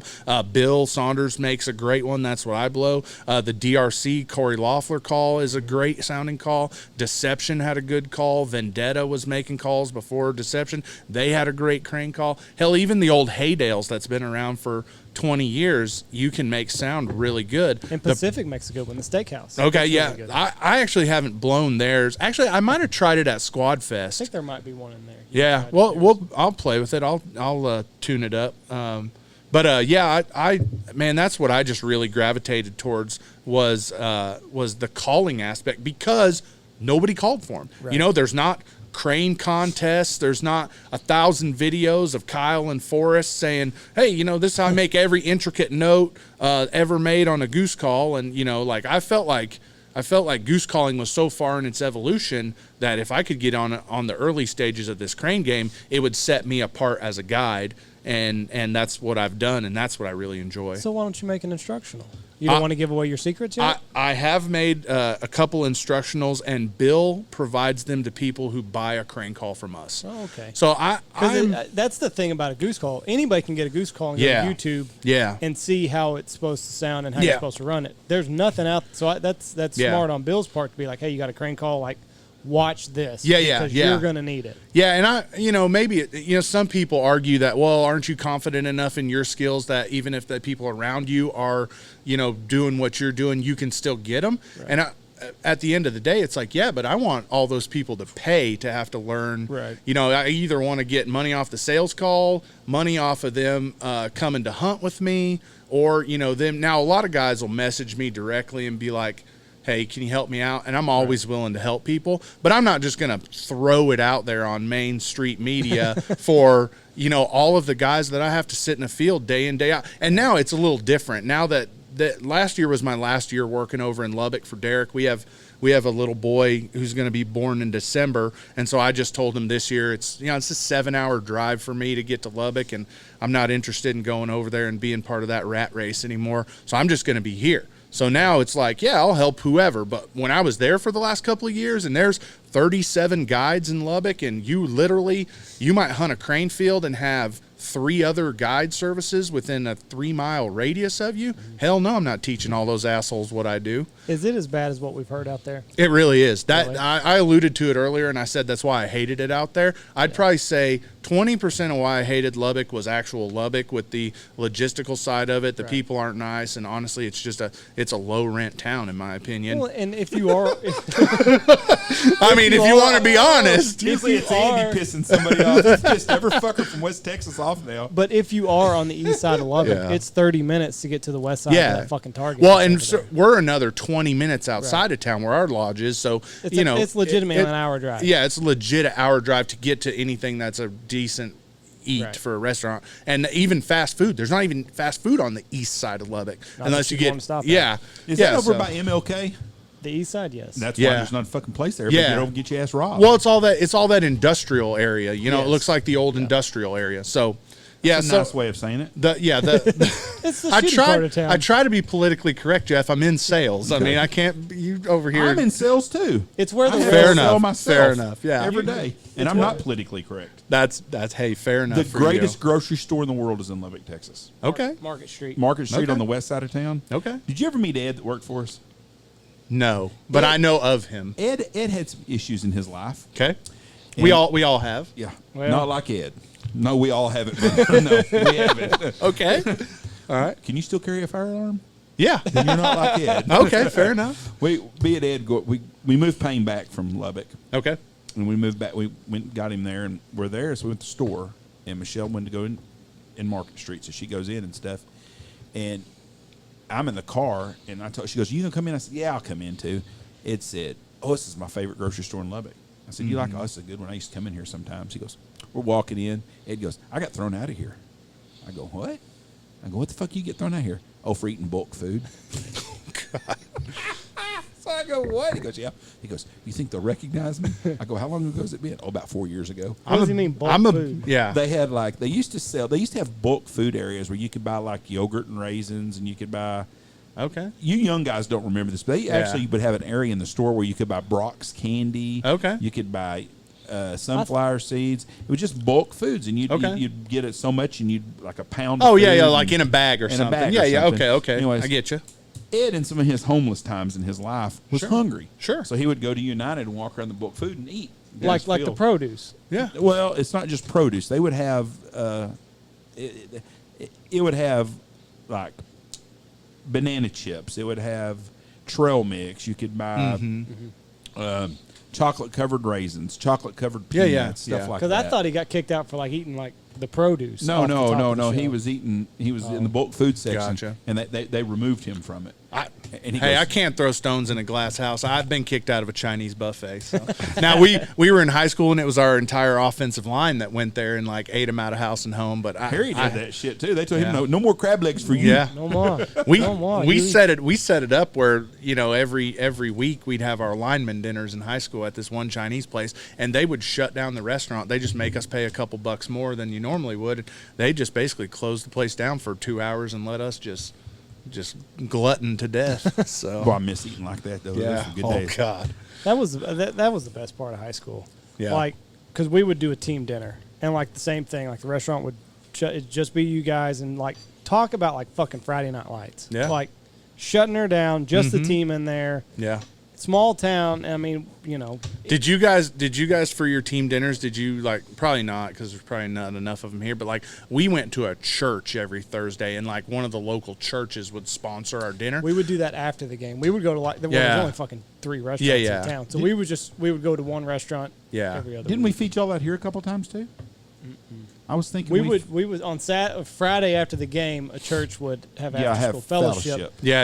I was So thinking that on you Thursday did the nights that cheerleaders. that we fed y'all like spaghetti and some stuff out here. a You couple might have No, done that's- Zach. You didn't do me. That's exactly where I was going. Is we had spaghetti like Thursday. 3 years in a row every Thursday. Yes, that's what I we can't did. eat spaghetti to this day. I won't. If that's all there is to eat, I will literally douse the noodles in ranch dressing. I cannot eat spaghetti. You've to never this day. been to Domino's. I fucking hate spaghetti. I used to go to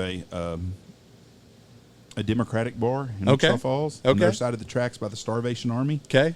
and it was called Domino's. Starvation Army. And on That's Tuesday great. nights they had spaghetti sandwiches at Okay. midnight. Nice. Just spaghetti and bread, and you put the spaghetti Nope. on the bread and eat them. When Nope. you're young and in college, there's a lot of good shit that you put your nose up at now. I'll eat anything. Ramen noodles. I mean, we used to have a George Foreman grill in our dorm room in college, and we would cook ducks and geese right there Ugh. and all the guys I played football with, the brothers as you would call them, man, they ate that shit up. What I is would that? call That's them. delicious, you know. Yeah, Yeah. you sound like a racist or something. I said Democrats. Oh, not sorry, brothers. Democrats. Yeah, no. I was talking about their voting ways, not the color of their Spaghetti, skin. spaghetti is honestly the only thing I'd put a dick in my mouth before I ate spaghetti. I'm glad we had steak and No not spaghetti. shit. Yeah, I hate One of your spaghetti. clients is going to offer to take you to Olive Garden this Yeah, year, probably. yeah. So, yeah. So what got you? You didn't think I'd go there, huh?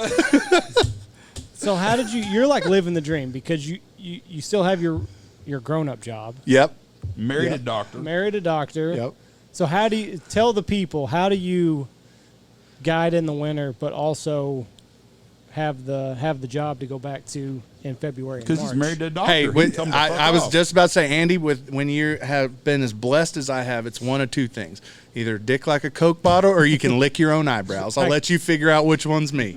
I lick my own eyebrows. Yep. So no. In all seriousness, I am very blessed. I am one of those idiots who stumbles around blindly and always finds the magic at the end of the rainbow, the pot of gold. And I had no desire to actually get into guiding. I did not want to. I just wanted to hunt and have fun. And a situation came up with Justin where when Forrest was working here.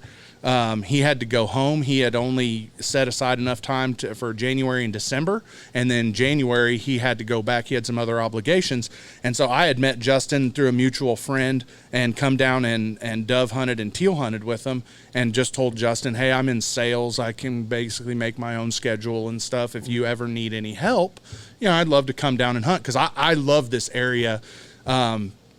To make a short story really long, in high school when I got into hunting, my parents asked me what I wanted for a graduation present, and I just wanted to go somewhere and learn how to goose hunt. All my buddies were duck hunters, but Oklahoma did not have the geese like they have now. It was very different because they didn't have the corn production that they have now. So I wanted to go somewhere and learn how to goose hunt, and so I started Googling best places to goose hunt, and Rochester, Texas. Webfoot Connection kept coming up at search after search after search. 7,000 birds a year, just this mecca. And so I had my parents buy me a hunt with Webfoot in 2003 when I graduated high school.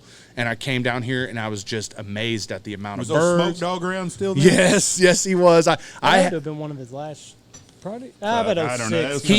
He was not at the lodge, actually. The story they gave us was he was in Arkansas hunting, but storage. he supposedly, I found out later on, I believe he was in rehab at the time.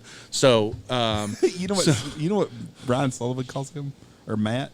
3 nostrils. Yeah, 3 nostrils. yeah, because he tried to, the 22. Yeah, I don't even want to comment on that stuff because Kathy was one of the nicest ladies I've ever met.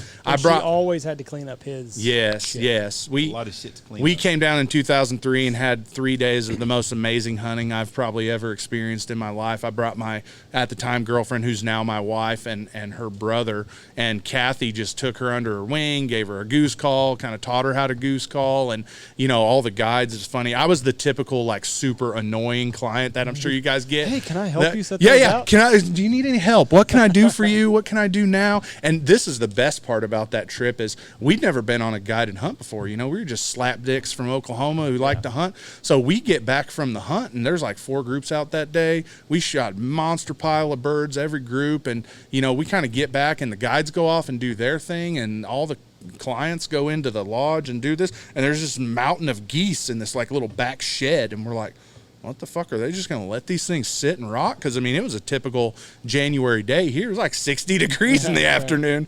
And so we go in the shed and we just start cleaning and butchering, and we get half the pile cleaned, and the guides come out and they're like, what the fuck are y'all doing? And we're like, cleaning our birds? What are we supposed to be doing? And he's like, they thought that they weren't going to get paid for the bird cleaning. Oh, shit. So they were mad at us, and then they figured out we just didn't know what the fuck we were doing. We were being annoying assholes.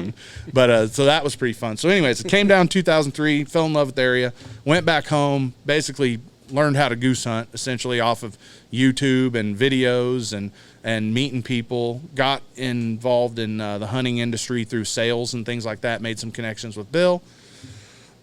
Back to where I was going. Sorry, I went off the rails on you. But yeah, Justin needed somebody for January. And I was like, well, I don't know how, at that time, I was like, I don't know how to blow a specklebelly call. And Justin's like, it's okay. You'll do fine.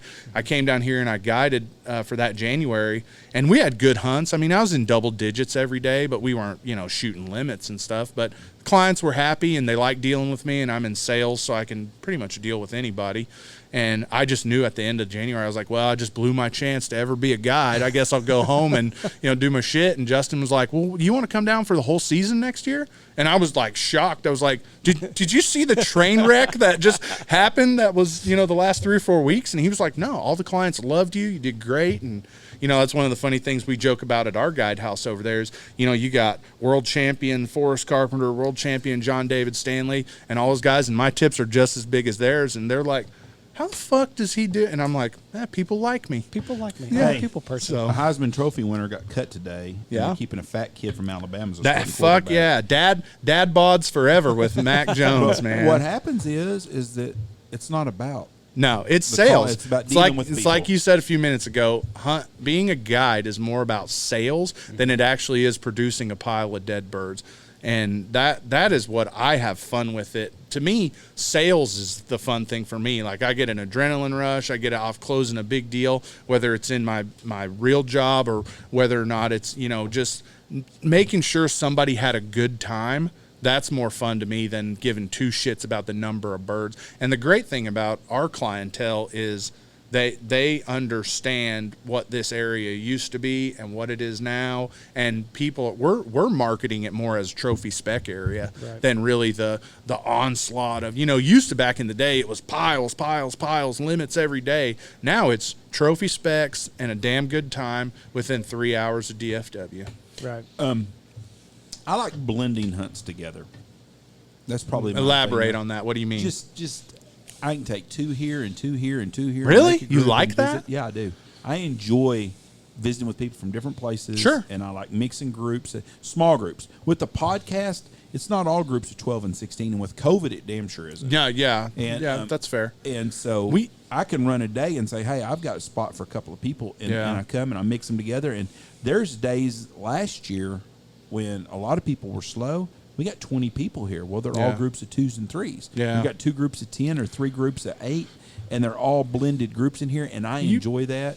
And you guys are I don't know how do I word this, because I think there's an argument for both ways. So if there's a big difference, I think, in the two businesses, Justin's business and your business. You guys have a communal lodge. You have a community hunt like that. Right. People naturally they assimilate, they get into it. Hey, we just ate dinner with these guys. We ate breakfast this morning with these guys. We're going to hunt with these guys. The way Justin's business is set up, where we have multiple independent lodges, people gravitate towards us because they don't have to deal with other people. Right. We hear that so much from our client base, and so much of his business is commercial, out of DFW, businesses and stuff like that. So I really think that's part of the reason why we work so well with you guys, is really it's two different customer bases. Well, we have a lot of big corporate groups. No, too, and I didn't mean that you don't. I just mean that the way your lodging is set up facilitates people to. I got the same groups are here the first weekend of December. Yeah,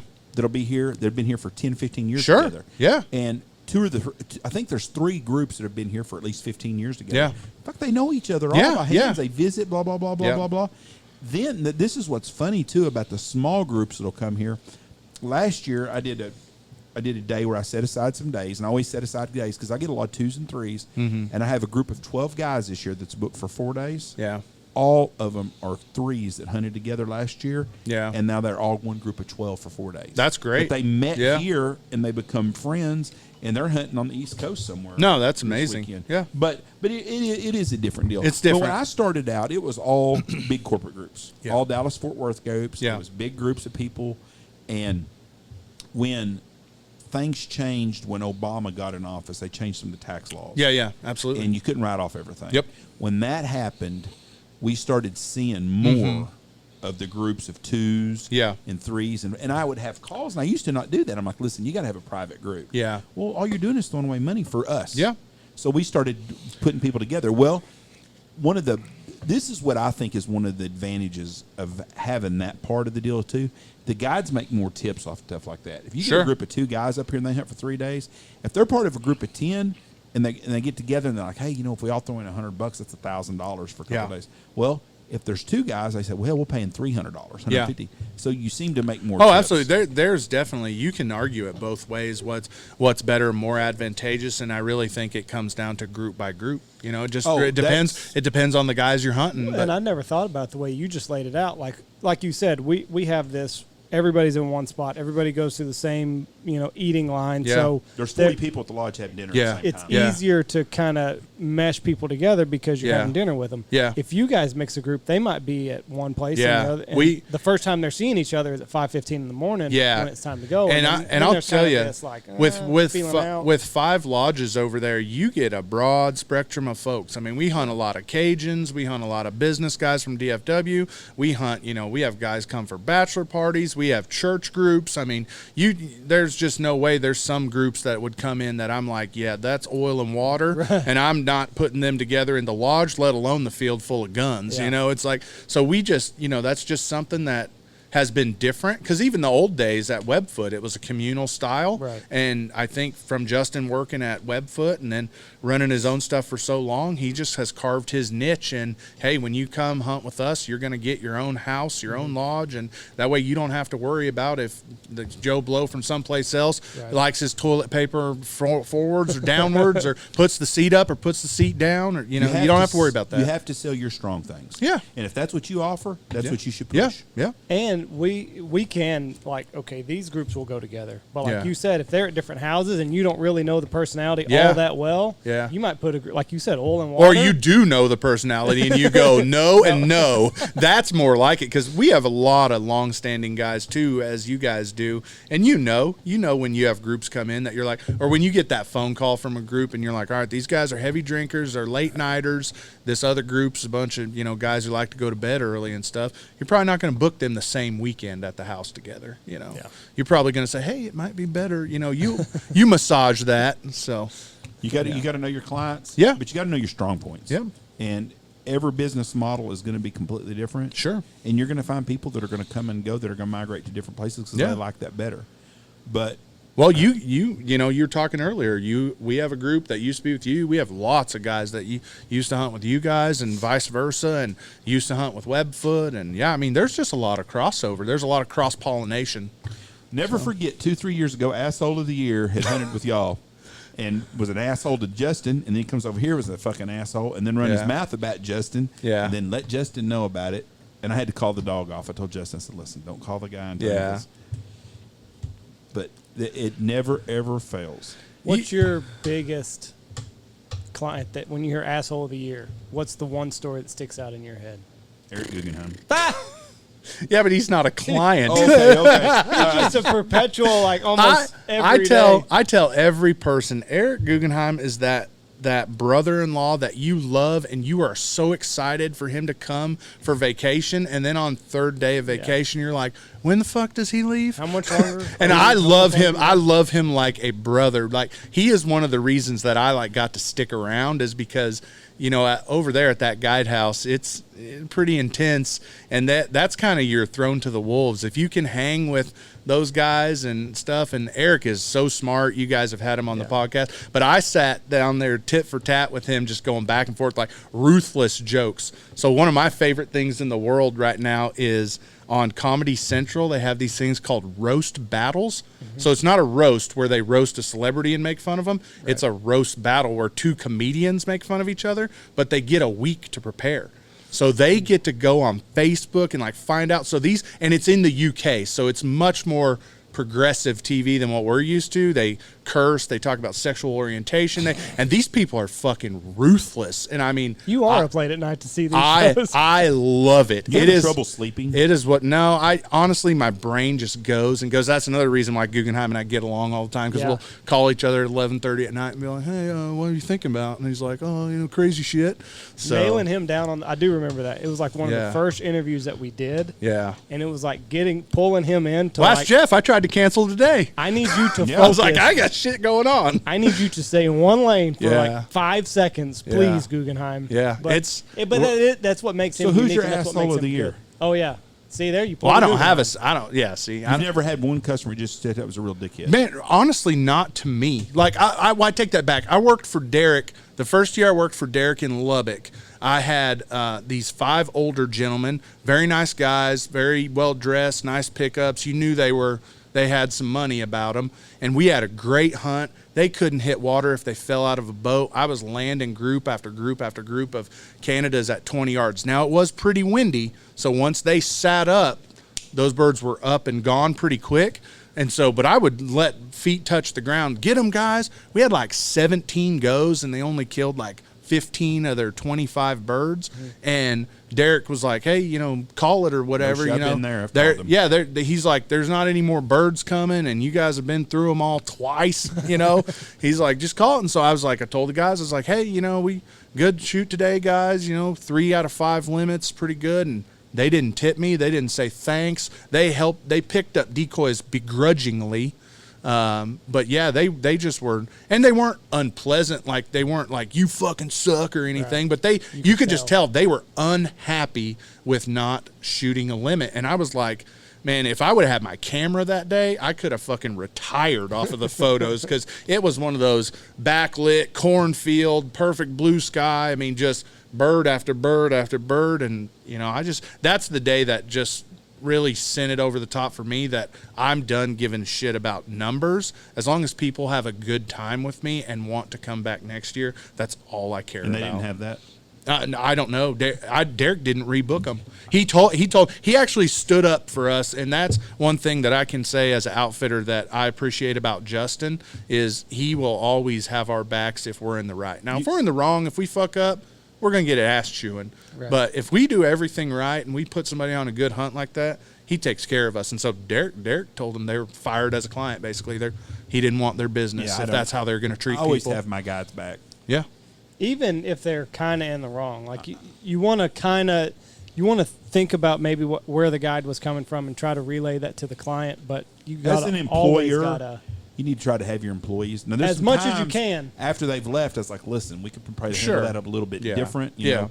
But There's always room for never- growth and improvement. You never throw. I try to never throw some employees. Like Mikey last year is like, listen, Yeah. you're right. He's a dumb fuck. no, I like Mikey. I didn't say that. You know, the asshole of the year last year was some guys that crane hunted up in the Panhandle with a group, and the guy called me in and told me about the story, and I can't remember exactly what it was, but the guy was a real total douchebag. And then I don't remember. anyways, the group called me about booking a hunt. Did they really? Yeah, and I wouldn't book them.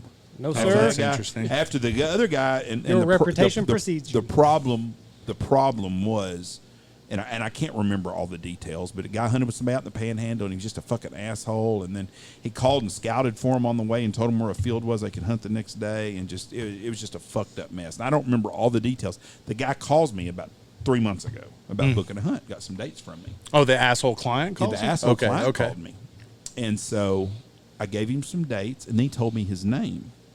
So I did the old phone deal. You can go to your text messages. You can put it, and I put Yep. the name in there, and boom, there it was, and it was the same fucking guy. Mm-hmm. So I called him back, and I was like, "Yeah." I said, "We're booked on those dates. What about these dates? I'm booked on them dates too." Yeah. He said. Then he calls me later, and he's like, "Listen, it's between you, and my buddy South here." I said, "Well, I'm booked those days. Go ahead and book with them." "Well, okay, I will." So he's If you're an asshole or a bad tipper, your dates get real small, real fast. That's Well, what I've learned He's over the hunting years. in Haskell County this year, and it's not with me. Yeah, it's not with us. That leaves only one other then. But I didn't say nothing. If I have someone that's a real asshole, I always tell them to call Justin. I'll just Oh, all call the time. Justin? Oh, yeah. I thought you 'Cause he meant does- you're telling him to call Roger. No, he did book with Roger though. Oh, This yeah. guy did book with Oh, Roger, yeah. the Oh, asshole of the good, year. good. But I tell people all the time if they're an asshole about something, or I can tell they're fucking going to be a pain in the ass. Guy calls about a couple months ago, single hunter with a dog. Went had 5 Yeah. days. Yeah.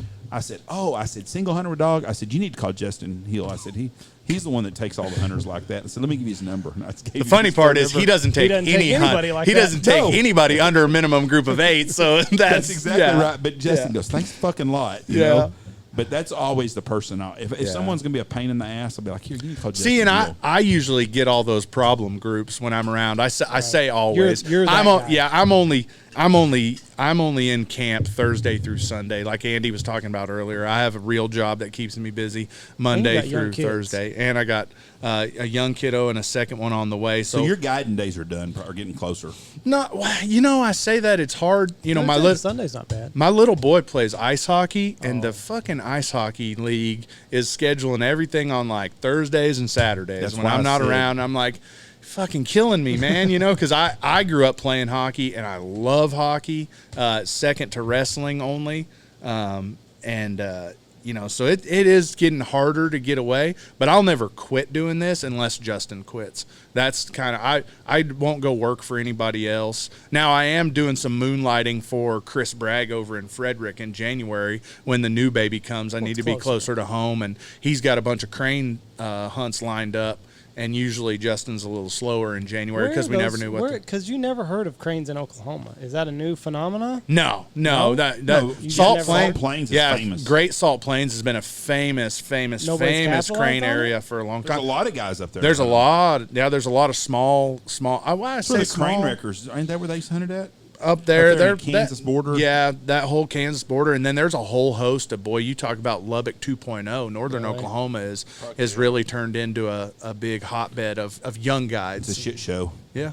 every day. But a lot of those guys are good guys, respectful guys. I know a lot of those guys. Well, I'm talking through about the whole DU and the whole balance of it, not the actual people, Yeah. the guide staffs, but just there's so many. yeah. You can't have that many. You have to remember, you are so spoiled. I am. You guys are so spoiled, Justin. Because you guys work together. You basically both of you have a monopoly on the farmers down here. In other places, it's not like that. But if there's one thing I could tell young guides or young outfitters starting out, find a guy you can work with and play nice. It's easier to work together than it is it's against so each other. much. At some point in the year, you're going to need a favor. Yeah, like everything we've talked about, trading clients, knowing, hey, this guy's a horrible human being. There's so many things that make it so much easier if you work together. If something happens shitty at y'all's place, I know before 7 a.m. usually. Oh, yeah. If my phone rings at 6 o'clock in the morning and it says Justin on there, I'm like, "Ooh, this is gonna be a good one." Yeah. I mean, and it happens. But If I've got an asshole here, Yeah. and he does, we talk about it. And we've got a lot of our clients that'll come with a construction company. Yeah. And then another construction company will take them on a hunt. They'll hunt with Sure. y'all. I mean, Sure. And we'll have the same clients maybe Yeah. hunt with us 4 times. Yep. And that's very common. That's how we got caught that day with the pinwheels.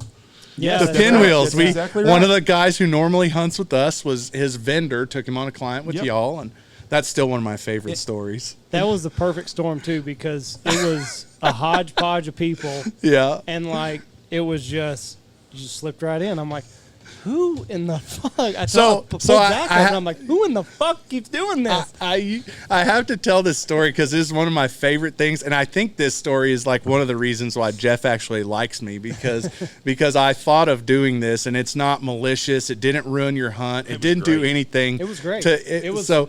top. I mean, all time. Yeah, Jeff and Justin talk every day, like Jeff has alluded to several times, and we knew where you guys were going, and We every day we both Yeah, do. yeah, yeah. Every night we talk. Before I go, Yeah. when I leave here at 7:30, 8 o'clock at night on the way home, Yeah. if I haven't talked to him by 6 o'clock, Yeah. I call him on the way home and Yep. I'm like, hey, what are y'all doing tomorrow? Yeah. Or this is what we're because doing. we don't want to No. fuck each other. It's We don't better want to to work fence together. line. We don't want No. to downwind each other. We work together. It's a good deal. So we knew where you guys were going to be hunting, and I don't remember the particulars. If Justin and I I think y'all had already set up. Yeah, I think we set up the night before because it was an executive hunt. Yes. People can pay extra money and get out of setting decoys. Which I you don't do that here, by the way. I don't It's, encourage you know, it, it's but one of those We deals. are yeah. not liking to do it. Yeah, the guides don't like it. Jeff and Justin probably. It's not Yeah, that it's bad. not that but- bad. So Suck it up, pussy. Yeah, exactly. So we went and set our spread, and we saw you guys coming with a huge trail of trucks. I mean, for people that don't know, in Texas, a lot of guys come out here with a construction group, oil and gas group. They get paid mileage, so they all want to drive their own truck. So you have a group of 15 hunters, and they drive 14 trucks. It's like, what the fuck? But anyways, so we see this huge line of trucks coming, and we just hop in right behind them. Yep. You guys pull in your field, and we park way at the back, and we just get out and put our hoods up, People start don't realize, walking around. too, it's not like you're hunting with 2 buddies and there's 2 Yeah, trucks. yeah, no, you guys had like 15 hunters, and I think you and Zach, and I don't know who else you had for Probably helping legitimately set the 10 spread. plus pickups. Yeah, oh yeah, They- easy, none of easy. them ride together. Easy, yeah. And now I want to preface this also because people get pissed off for driving in the field. It's a sandy field. Everything's yeah. out. Like Down 15 here, trucks is no big deal. It can rain 3 inches, and we can drive in a lot of our fields the next day. You So can't even don't tell that you were don't out there. think we're doing something horrible We're that not the leaving farmer's going to ruts get and all upset. this Yeah, other yeah. shit. So anyways, we pull up to the back and we turn our brights on so nobody can like see our Right. vehicles, and we pull our hoods up and we get out and we go and we start grabbing decoys. Andy's huffing decoys out of the back of the trailer, just throwing them out the back and barking. Probably threw a couple to you. Yeah, barking orders. Oh, take these over here and do that. And Zach's out there getting guys lined out and like teaching them, hey, this is how you set them. Put a few feet between them or whatever.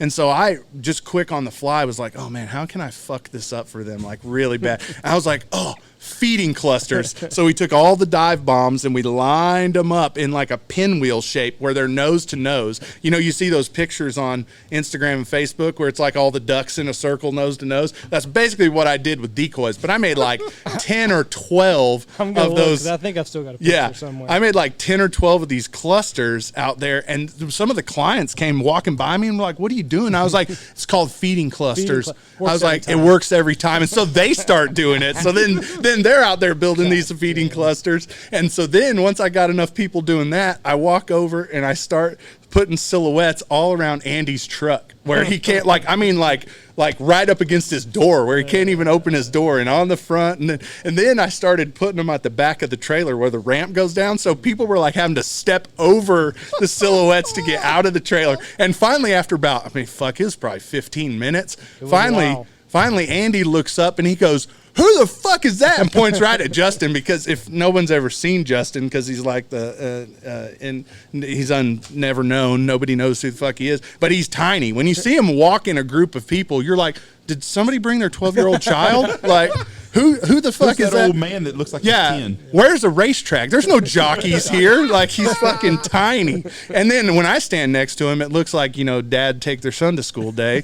So there, Andy's like, "Who the fuck is that?" We just start busting up laughing, take off running to our trucks, and peel out of the field and leave. And it was Jeff sent me a text that morning. Was like, "That was good. That was one of the best." Because I love to prank. I love to tease people. We talked about the roast battles. Like, I like to cut people to the bone, but in a laugh. But I don't like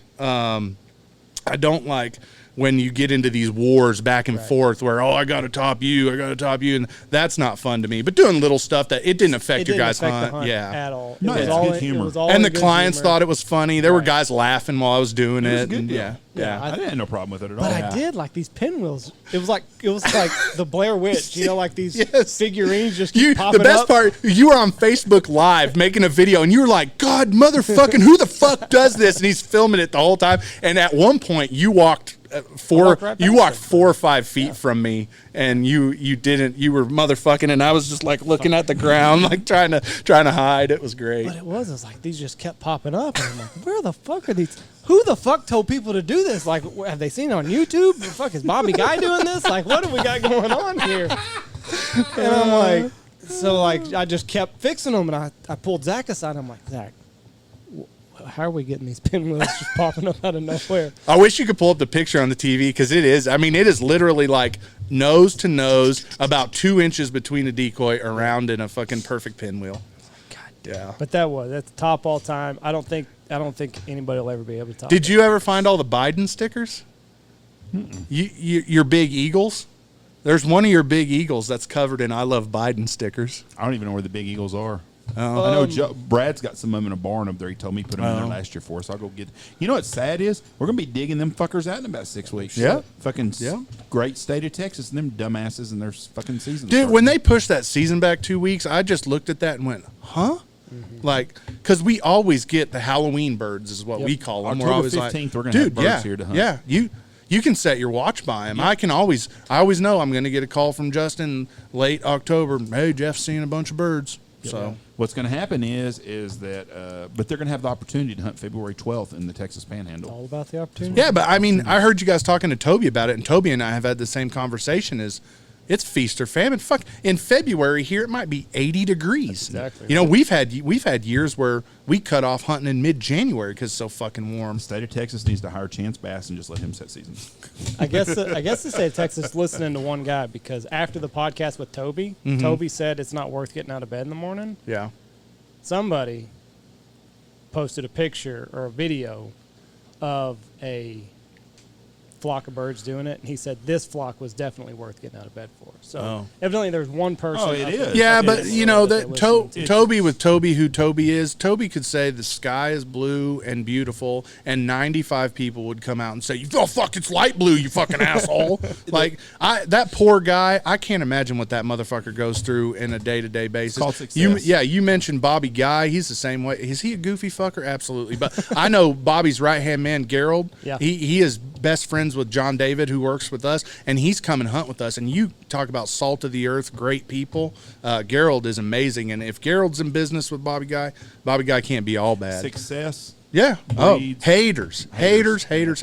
Thank God no one hates me. I'm fat and worthless, and I don't do anything important. You're just overnourished. Overnourished. I can tell you right now that it's all about one guy on the Texas coast that's buddies with one guy up in Lubbock, and they're going to hunt. And because I argued with him last year, when he told me that I need to hush and let him talk, that was fucking it for me.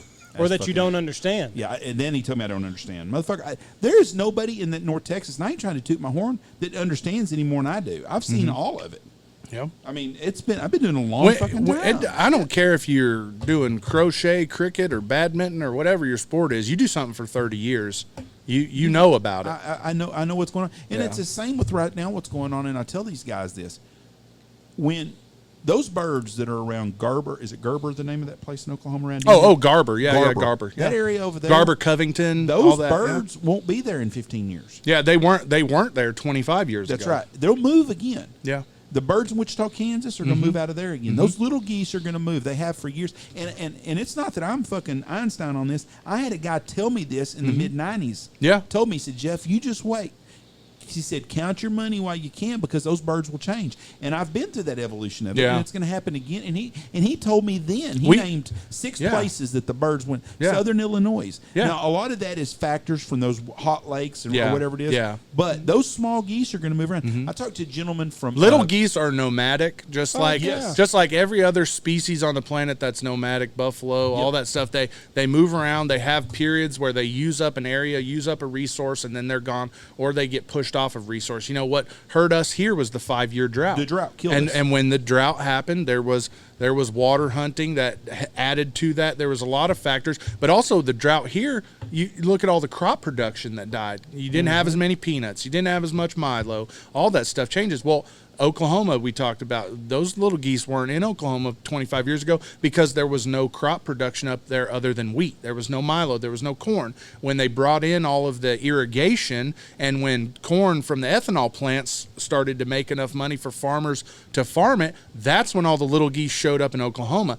But you also have weather pressures. We don't get the weather like we used to. We don't get the cold weather to make them hop all the way here. So now they have a hot food source and less cold temperatures. They stay north. That's why Wichita, Kansas, 10 years ago did not have 250,000 little geese. Nope. This winter, they will have 250,000 little geese for a period of time unless we get a huge front. There's some changes are going to happen, but it's going to change over time. It's cyclical. So you better find a place wherever you're at. Yeah. If you're making a living off the small geese right now, you better figure out a contingency plan for 15 years down the road if it don't work. We've been very blessed and fortunate that we've had different things we've been able to do, and we've been lucky, and we've had some hindsight, and we've been very lucky and very blessed. But it's going to happen again. The small geese will be here again one day. Yeah. Now, when I was a kid growing up, we didn't have small geese in Knox and Haskell County. No. We had ducks. Yep. We had water and ducks and milo back in the 70s here. And it'll happen again, but it's that way everywhere. The Katy Prairie used to be covered in snow geese. Now it's and now concrete. Yeah. Now it's and I mean, even Great Bend, Kansas, we had a guy that worked for us. They used to have little geese out the ass. Snow geese now. Yeah, they don't have any. Is now. all they have. You know, that guy from Colorado told me the other day that I talked to that they've taken away their early goose season in some parts of the Front Range. Wow. They've moved it on to their regular season, but they took away their early season this year. Huh. But he told me. Interesting. And I know he wouldn't mind me saying his name, but I'm not going to just out of respect. But he told me that their biggest problem they're dealing with right now in that Front Range is not being able to hunt because of city limits. Oh yeah, I can believe that. It's So just getting to be a bad Cody problem. Grounds and Forrest Carpenter, who work for us, they both live up there in Colorado. Cody lives in Longmont, which is just north of Denver, and so I drive up there to see them, or when I'm taking my dog up to Idaho to the trainer and stuff. And yeah, I mean that because I mean they're blocked to the west by the Rockies, so they can only move east into that Front Range where all the geese and stuff are. And I mean it's just exploding. I mean Denver is insane the way it's growing. So. Eating all the pot, All the edibles. all the edibles up there. All right, let's jump off here. I got a bunch of shit. I was gonna 2 say. hours. Yeah, sorry. No, that's okay. It's a good. We probably podcast. didn't get into anything you We wanted didn't to talk about. all Bill, your fucking homosexual deals with the midgets or anything. So we'll have to get onto that again. yeah, or Bill and all the stuff I do with the calls and all that. Talk about so. anything. It's good. It's Dove Eve. It's August 31st right now, so this will come out. It'll be dove season, September 1. I hope everything goes well. Hope we have a safe season out here. Yep. And it's Yeah, always you a pleasure, bud. guys enjoy your September, and I'm sure I'll see you guys again. So thanks for having me. Thank you, Brian. We appreciate I you appreciate on you here. coming God out bless here, you bud. and your family, bud. Thank you. See ya. It's fucking hot. Those lights are hot. Really? Boys and girls, go check out all of our wonderful sponsors. Check out Pacific Calls, Dive Bomb Industries, Shin Gear Waders, Boss Shot Shells, Dirty Duck Coffee, Lucky Duck, Looking Glass Duck Club Podcast, Gun Dog Outdoors, Goose Creek Retriever, Bang Tail Whiskey, Eyesight Drone Service. Give us a call, Stanfield Hunting Fitters.